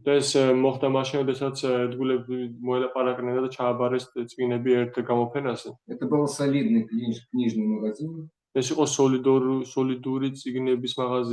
Но книг почти не взяли вообще. Нет, другие. მომბეში was. Вот. И когда, по-моему, мой Гуру Махарадж все это организовывал, როგორც მახსოვს, რომ ჩემი გურუ მაჰარაჯა ორგანიზებდა ამ ყველაფერს. сказал, ну вот Шрила Прабхупада книг почти не взяли. მან უთხრა, შეიძლება ნახეთ, ანუ წიგნებს თქმის არ აუღიათ. Тогда Шрила Прабхупада сказал, ну это и не удивительно, შეიძლება მაშინ უპასუხა, რომ ეს არ არის გასაკვირი. потому что мои книги распространяются благодаря энтузиазму моих учеников. მან უთხრა, რომ ჩემი წიგნები ვრცელდება ჩემი მოწაფეების ენთუზიაზმის У წყალობით. продавцов, видно, не было энтузиазма. როგორც ჩანს, გამყიდველებს არ ქონდათ დიდი ენთუზიაზმი. Так. Еще что нужно нам, чтобы люди проникались нашей проповедью? კიდევ რა გვჭირდება ჩვენ, რომ ადამიანები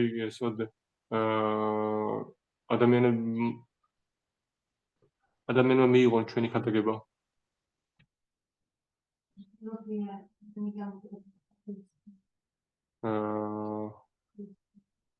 Это подходишь к уважением и стилобиани, и Many Zalad. будешь как мне сейчас дали. Yeah. А вот адам сулебет ситуация свой мохи. Патюсема. Чуткость и Да, чутко. Да, уважение и чуткость к людям – это очень важно, да. Патюсема, да, сделаю адамянутан это занушнулование.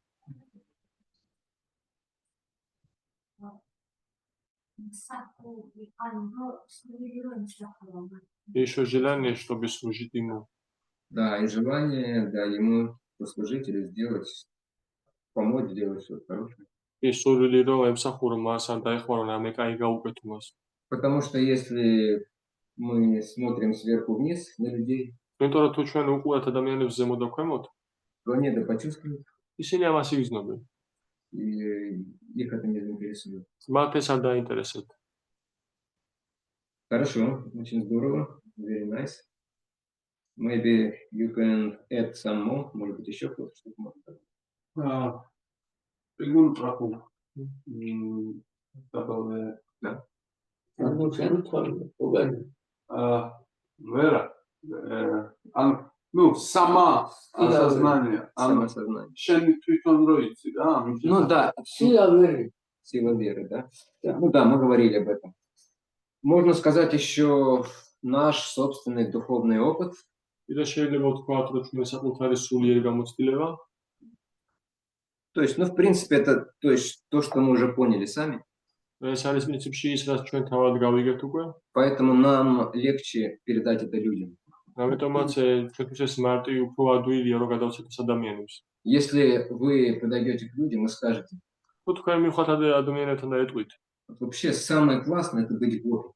რომ ყველაზე მაგარი არის რომ იყოს გოპი. Самое классное это вот любовь в разлуке с Кришной. და ყველაზე მაგარი არის კრიშნასთან გაშორებაში И სიყვარული. люди на нас посмотрят, так, гопи, ადამიანებს შემოხედა, გოპი, ты что, дурак совсем? სულელი ხარ საერთოდ? То есть они ничего не поймут, ანუ ისინი რამსვე გაიგებენ. потому что мы сами не знаем, что такое быть гопи. იმიტომ ჩვენ თავად არ ვიცით თუ რას ნიშნავს იყო გოპი.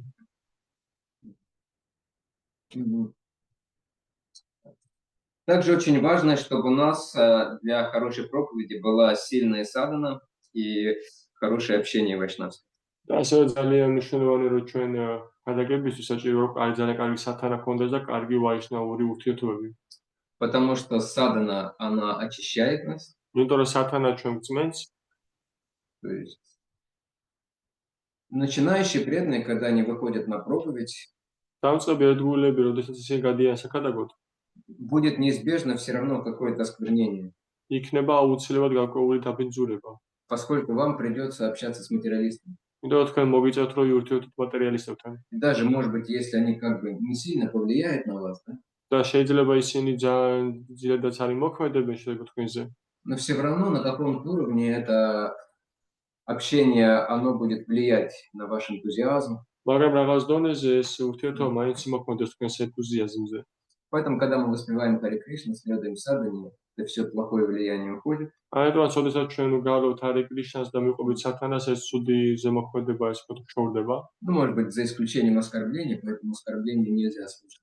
შეიძლება გამონაკლისი იყოს შეურაცხყოფები, ამიტომაც შეურაცხყოფების მოსმენა არ შეიძლება. Если кто-то на проповеди начинает оскорблять Кришну, гуру, преданных, то не нужно продолжать общение, нужно просто уходить. Თქვი ქადაგების დროს ვინმე იწყებს შეურაცხყოფას კრიშნას, გურუს ან ერთგულების, არ არის საჭირო მაგით დარჩენა და ჯობია წახვიდეთ იქიდან. А сильное общение с преданными, оно будет нас поддерживать. და ძლიერი ურთიერთობა ერთგულებთან ის თქვა დაგვეხმარება. Особенно, когда у нас нет особого результата. განსაკუთრებით მაშინ, როდესაც ჩვენ არ აქვს განსაკუთრებული რაიმე შედეგი. Вот Лука пришел с Санкиртана, ლუკა მოვიდა საკიტანიდან. 4 часа ходил, 4 საათი არა. взяли 1,5 книги, აიღეს ერთნახევარი წიგნი. и он такой понурый, ну такой, как это сказать, понурый, такой грустный. და მოკეთ ის ესეთი მოწყენილია. И встречает Гочу, ხდება გოჩას. который тоже грустный, რომელიც მოწყენილია. и спрашивает, ну что у тебя? Гоча говорит, у меня одну книгу взяли. რა მოგივიდეო შენ ლუკა ეკითხება გოჩა ეუბნება მე ჩვენგან ერთი წიგნი აიღესო. И Лука говорит, ну слава богу, не один такой. და ლუკა იძახეს რომ მადლობა გმეს მართლა მე არ ვარ ესეთია. Как-то легче сразу становится. რაღაც გუზე ეშვება ეგრევე. А если еще потом приходит Дарика, და მე რო ფუნდარიკოს თუ მოდის, такая счастливая, ესეთ ბედნიერი. и говорит, у меня 15 книг взяли. მე 15 წიგნი აიღეს შენგან. Все говорят, о, а как у тебя это получилось? Ну-ка расскажи. და ყველა ეკითხებოდა როგორ გამოგივიდა შენ საბაიც მოუწყევი. А я купила килограмм шоколадных конфет, მე ვიყიდე 1 კილოგრამი შოკოლადის კონფეტები, моих любимых, ჩემი საყვარელი. и давала вместе с книгами людям. ავადიო წინასწარ და ადამიანებს. Он говорит, я даю вам 2 самые дорогие вещи в жизни. შეუნება რომ მეთქე გათხოვო ყველაზე ფიფას რამე შეფორებაში. Поскольку у нее это реализовано все, ей книги и шоколад нравятся, ციგნები და შოკოლადი მოწონს. то люди, они брали это все с удовольствием. ადამიანები სიხარულით იყავდნენ ამას. Ну, то есть это вот как общение влияет на нас. და ეს არის თუ როგორ მოქმედებს ჩვენზე ურთიერთობა. Особенно, когда тяжело, это дает поддержку, эмоциональную поддержку. განსაკუთრებით როდესაც გვიჭირს ეს გვაძლევს მხარს გვიდგავს ესე თქვა და ემოციური Также დახმარება. преданные могут дать какой-нибудь тип или highlight, какой-то совет хороший. და ასევე ადგილას შეუძლიათ რაიმე კაი რჩევა მოგცენ. Как обращаться к людям, что говорить им. როგორ მიმართოთ ადამიანებს, რა უნდა უთხრათ მათ.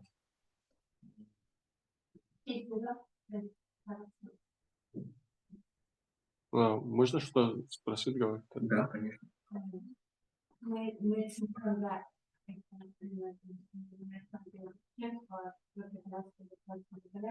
Максим Баранчи говорит, Максима როგორ გამხდარა მიჩვენა მაგალითი გავრცელების энтузиазмის და ვახსოვს რომ ძალიან დავინტერესდა.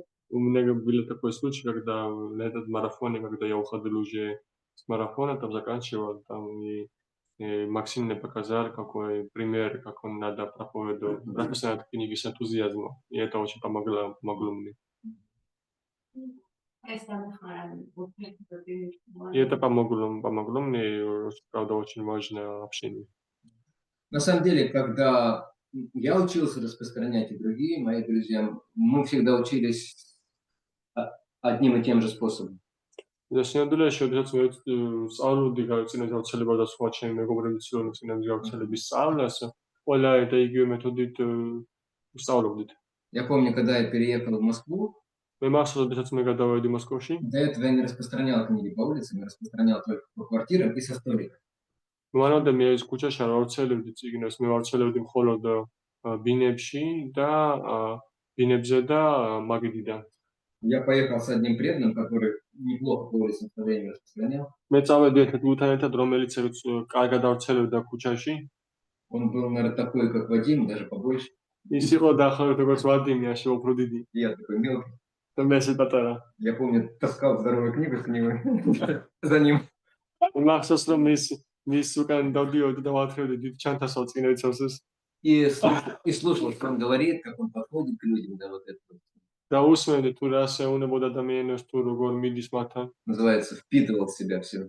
ამას ქვია რომ ვიწოვდიო ყველაფერს. То есть глазами, ушами. თვალებით, ყურებით. И через 2 или 3 раза я уже сам начал распространять. распространять, уже что-то начало получаться. და 2 თუ 3 ესეთი შემთხვევის შემდეგ მე თავად დავიწყე.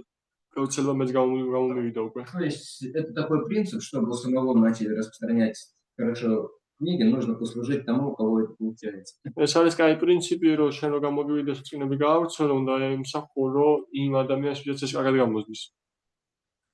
Еще одно важное качество – это честность.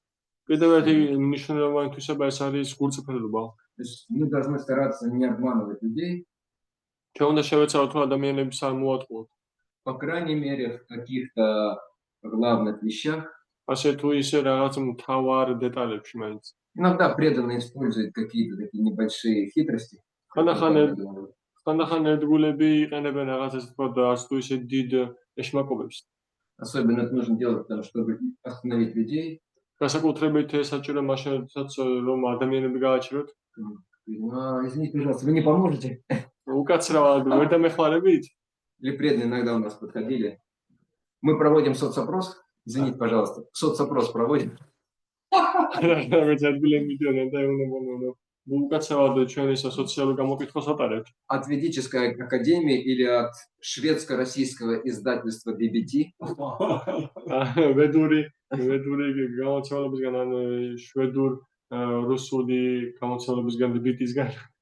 Или, как я помню, ездил в Самбарише, Биржи Махараджа. Он распространял книги по офисам. მახსოვს რომ მაგალითისთვის კიდე მახსოვს რომ მე დოდიოდი ამბარიში ხოლმე მაჰარაჯთან ერთად ის ოფისებში ავცელებდა. То есть офисы могли быть магазины, какие-то небольшие предприятия. შეიძლება ყოფილი ოფისები, შეიძლება მაღაზიები ყოფილიყო არა პატარა საწარმოები. Вот он говорит: здравствуйте, мы к вам от отца Вадима Тунеева. ესე უნებოდა რომ გამარჯობათ ჩვენთან მოვედით ვადიმ ტუნიევის მამისგან. Кто не знает, Вадим Тунеев – это обычное имя Госвами Махараджа. царицის ეს ვადიმ ტუნიევი არის ჩვეულებრივ სახელი გოსვამი მაჰარაჯის. Вот для вас книги. აი ეს თქვენთვის არის. Ну, то есть вот какие-то такие небольшие хитрости можно использовать. შეიძლება ესეთ პატარა ეშმაკობების გამოყენება. Но нельзя там в открытую врать людям. და მას შეიძლება ღიად რომ ატყუოთ ადამიანებს. То есть вот эта книга поможет вам разбогатеть. აი ეს წიგნი დაგეხმარება თქვენ რომ გამდიდრდეთ. Еще что-нибудь такое, да. Вот здесь об Атлантиде рассказывается. და რამე ეგეთი აი აქ ატლანტიდაზე ყვებიან. Это вот вторая песня Шримад Бхагаватам, это «Космические войны». ეს არის მეორე სიმღერაში გამოყენებული ეს არის კოსმოსური ომები. Потому что вторая песня описывает вселенскую форму, да. იმიტომ რომ მეორე სიმღერა აღწერს საყაროსეულ ფორმას. Я помню, один из моих хороших знакомых, распространителей книг, მე მახსოვს ერთი ჩემი კაი ნაცნობი და წიგნების გამავრცელებელი. он распространял книги по предприятиям. ის ავრცელებდა წიგნებს საწარმოებში. То есть они договаривались с директором или с бухгалтерией, ისინი მოლაპარაკებებს აწარმოებდნენ დირექტორთან ან ბუღალტერთან. что предприятие оплачивает книги, если люди подписываются, соглашаются взять их. რომ საწარმო თანხას იხდის თუ ადამიანები თანხდებიან, ანუ ხელსაწერენ, რომ აიღებენ წიგნს. То есть вот. И вот они обычно сначала с руководством договаривались, და ისინი როგორც ესე ჯერ ხელმძღვანელობასთან აწარმოებდნენ მოლაპარაკებას, а потом начинали обходить людей уже со списком, чтобы проповедовали людям, и чтобы люди записывались. და მე უკვე ადამიანებს ჩამოუვდნენ, ანუ უკვე ადამიანებთან ხდაგებდნენ. И он подписывал какое-то коммунальное хозяйство. Коммунальное хозяйство – это те, которые отвечают за там, канализацию и все в городе, за эти вещи, за уборку. და ის ხელსაწერინებდა ეს კომუნალური საწარმოებს, ანუ რომელიც არის განაცებდა ეს უზრუნველყოფს. И их рабочие собрались, значит, их автобус развозил по местам, там, по разным объектам. და მათი მუშები შეიკრიბნენ, მათ ავტობუსი არიგებდა სხვადასხვა ადგილებში. И вот мой друг, он туда заходит.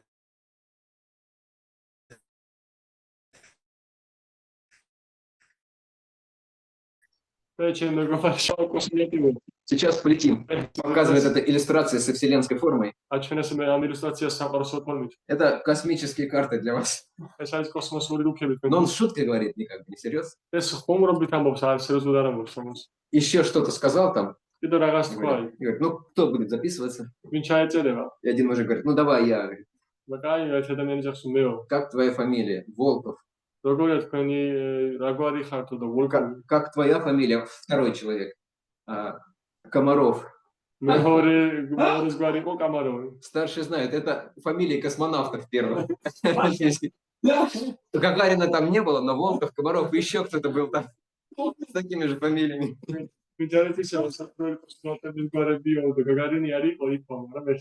Так что он был прав, когда он к ним обратился. Ну что, космонавты, записываемся. Ну, то есть какие-то такие шутки, небольшие хитрости, это нормально. Но обманывать людей нельзя. Также очень важное качество – это смирение. То есть оно в первую очередь заключается в том, что преданный, который проповедует, он понимает, что это не я проповедую. Что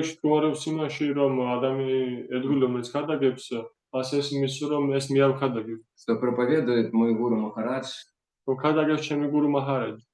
Бхактивинод Такур, Господь Чайтанья, но не я точно. А я просто представляю им инструмент для проповеди.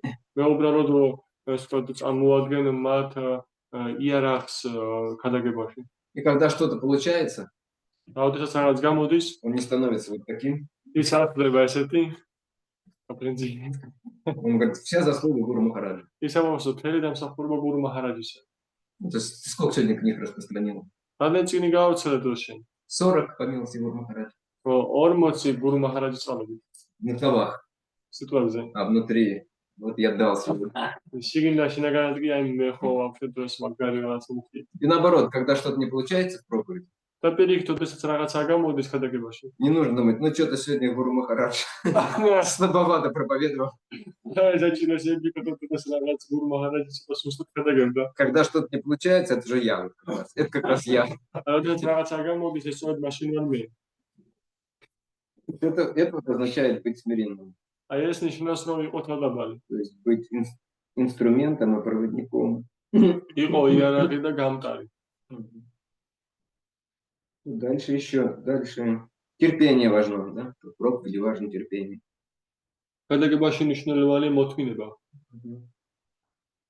Еще одно качество это, это опыт и искусность, то есть это более тонкие вещи.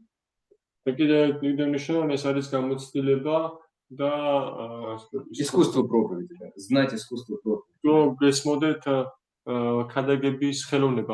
Обычно проповедник со временем, с опытом, он начинает разбираться в людях лучше. И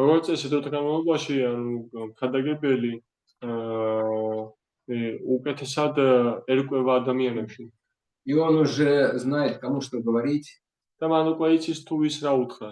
Если он видит, что какой-то там работяга с темными пальцами из механической мастерской,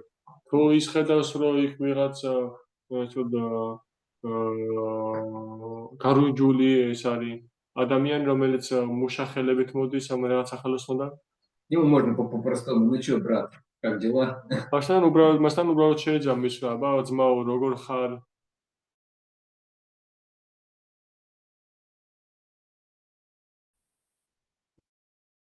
А если это какой-нибудь уже так не обратишься, там же по-другому. То есть преданный должен обучаться этому искусству проповеди.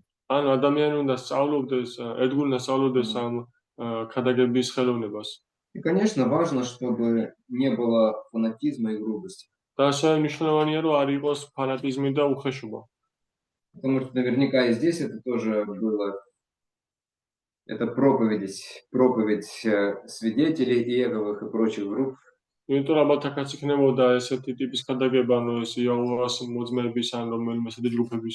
это очень сильно отталкивает людей.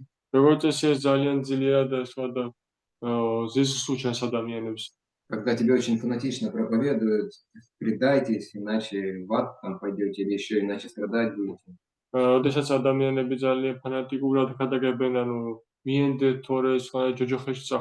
Или когда проповедник ничего не слушает, он убежден в своей правоте.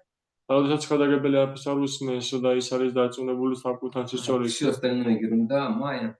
ყველაფერი დანარჩენი სისულელია, მაია. Такой он очень грубый, нечувствительный. ის ძალიან უხეში და უგზნობია. Как правило, людей это отталкивает. როგორც წესი ეს ადამიანებს განარიდებს. Даже если он говорит правильные вещи. და თუნდაც ის ამბობდეს ძალიან სწორ რაღაცებს. Ну, это вот основные качества проповедника. და ესენია ძირითადად თვისებები ხადაგებლის. На этом мы сегодня остановимся. ამას შეჩერდებით ჩვენ დღეს. Небольшое домашнее задание. და პატარა საშინაო დავალება. Вот там подумайте и опишите какие-то основные ошибки, которые можно совершить при проповеди. იფიქრეთ და აღწერეთ ძირითადი შეცდომები, რომელიც შეიძლება დაუშვათ ხადაგების დროს. Можно даже, если есть какие-то истории, рассказать здесь. შეიძლება ასევე რაიმე ისტორიები მოყვეთ აქ. Как личные, так и те, о которых вы от других слышали. როგორც პირადი, ასევე ისინი, რომელიც სხვებისგან მოისმინეთ. Ну, это тоже тогда услышим и обсудим в следующий раз. ჩვენც მოვისმენთ ამას შემდეგ ჯერზე და განვიხილავთ. Всё, мы на этом останавливаемся. ჩვენ ამაზე ვჩერდებით.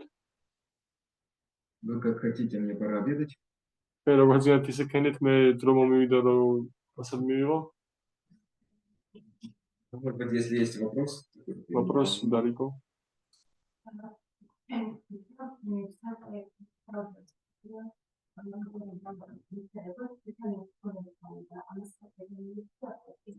Вы упоминали, что мы еще будем обсуждать то, что как можно надо проповедовать среди преданных, и это об этом мы еще поговорим потом или как-то. Да, мы сегодня просто не успеваем.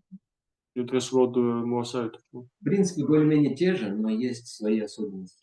პრინციპი ასე თუ ისე იგივე არის, მაგრამ არსებობს თავისი деталები. Потому что сейчас для вас все-таки немного больше актуальна проповедь другим. იმიტომ თქვენთვის ახლა ეს უფრო მეტად აქტუალურია ხადაგება სხვებთან. Поскольку вы начинающий преданный, იქნებ გამომდინარე თქვენ დამწყებიათ გულები ხართ. навряд ли у вас получится успешно проповедовать Радабави или Бхактиногу. ბიზაბათობით თქვენ გამოგივართ წამატებით უხადაგოთ რატაფაოს ან ბაქთინოტრაფოს. Ну, конечно, вы можете попытаться проповедовать мне. რა თქმა უნდა, თქვენ შეგიძლიათ ეცადოთ რომ მე მიხადაგოთ. Это, в принципе, нормально, но я просто слишком гордый. ეს ნორმალურია, მაგრამ მე ძალიან ამაყი ვარ.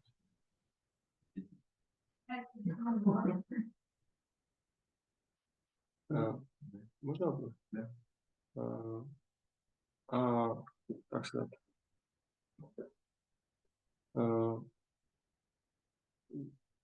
Когда про разных степеней гуру, да, здесь что такое термин продакшн гуру, Да. который знакомый просто, да, и Варна продаж. да, который передает, приводит кого-то и передает другим, да, такого.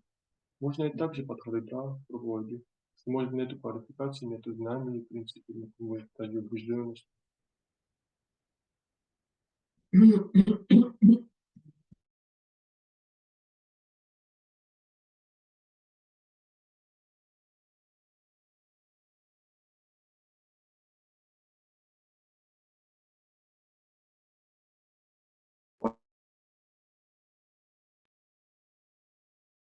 Все равно хотя бы что-то ты должен знать про Кришну, и хотя бы какой-то энтузиазм у тебя должен быть. Даже для того, чтобы просто человека привести. Я имею в виду к Кришне или к преданному какому-то.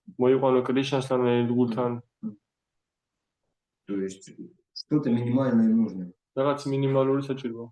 Конечно, разные квалификации для того, чтобы быть варна продакшиком и дикшиком. Но даже для того, чтобы быть варна продакшиком, нужна какая-то минимальная квалификация.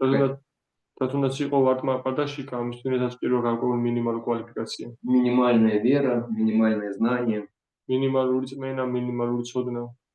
смирение.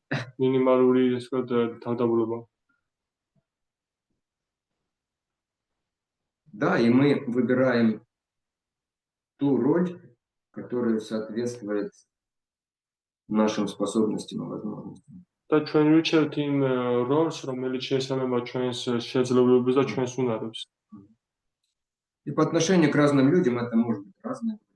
და სხვადასხვა ადამიანებთან მიმართებაში შეიძლება იყოს სხვადასხვა როლები. Как я сказал, вы не можете там учить чему-то Бахтивинода или Радубаву. როგორც თქვენ მე ვიკითხარით, თუ თქვენ შეგიძლიათ ასწავლოთ იქ რა თქმა უნდა ჯიშან ბაქთიანად პროფუს. Но вы уже можете учить чему-то Heavenly Луку.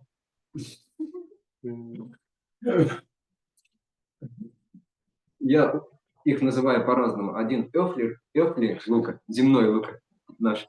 Один Heavenly, молодой, райский Лука. Потому что он такой, знаешь, такой очень. Того, гляди, уже будет летать над землей. Очень, очень благостный. Это Лука, это такой, как я, но это мне знакома ситуация. This Luca is like me, I know very well. Very earthly person. But this Luca it's difficult to understand sometimes for me.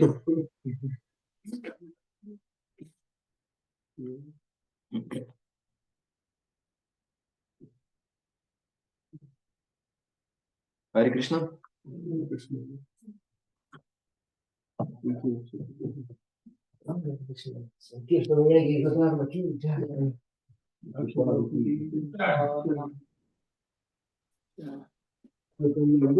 Да, вот и. Вот.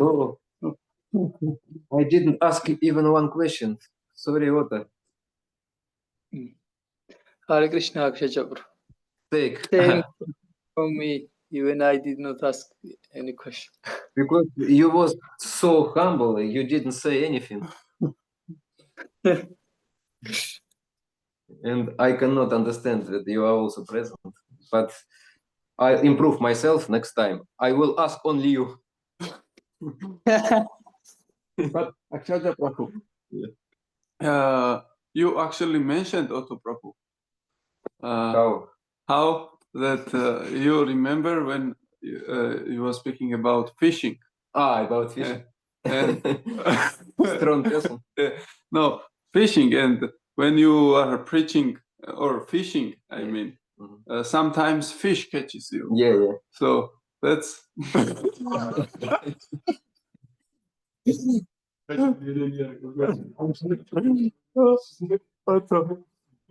happens with Otto. Yeah. Actually, you said when you preach to girls, Yeah. then girl catches you. So Yeah. he is now married man. Oh, but it's okay. That's good situation. Yeah. If both boy and the girls try to become Krishna conscious. It's not catching, it's another thing. Yeah, actually, we have internal jokes. Okay. Me, Gocha, and Otto. Yeah. Know this. No, I understand.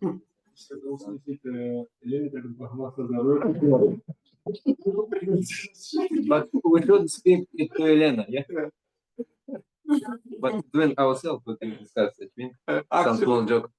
Actually, she listened it few times, and I get very bad times in Krishna consciousness. Yeah, we need to be very careful on this.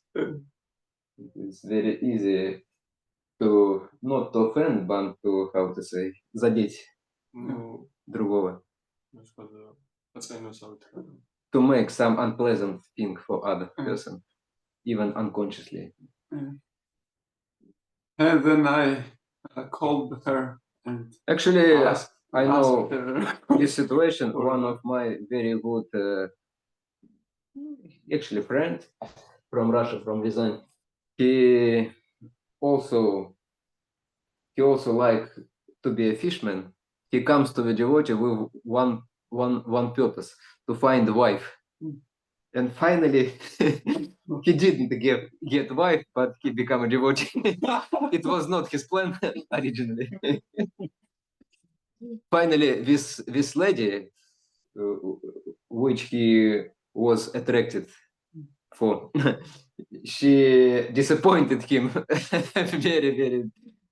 very strongly. But at this point, he was already attached to Krishna. And Krishna, in this case, Krishna was like fish, and this person was like fishman. Krishna catched him. Yeah, he tried to use Krishna for his purpose, but Krishna catched him. Okay. Hare Krishna. Krishna. Madloba I Otto. think you remember something. And you Saltashi you say something good next week. When I Saltashi will ask you. Other way, I should maybe fast or do another austerity.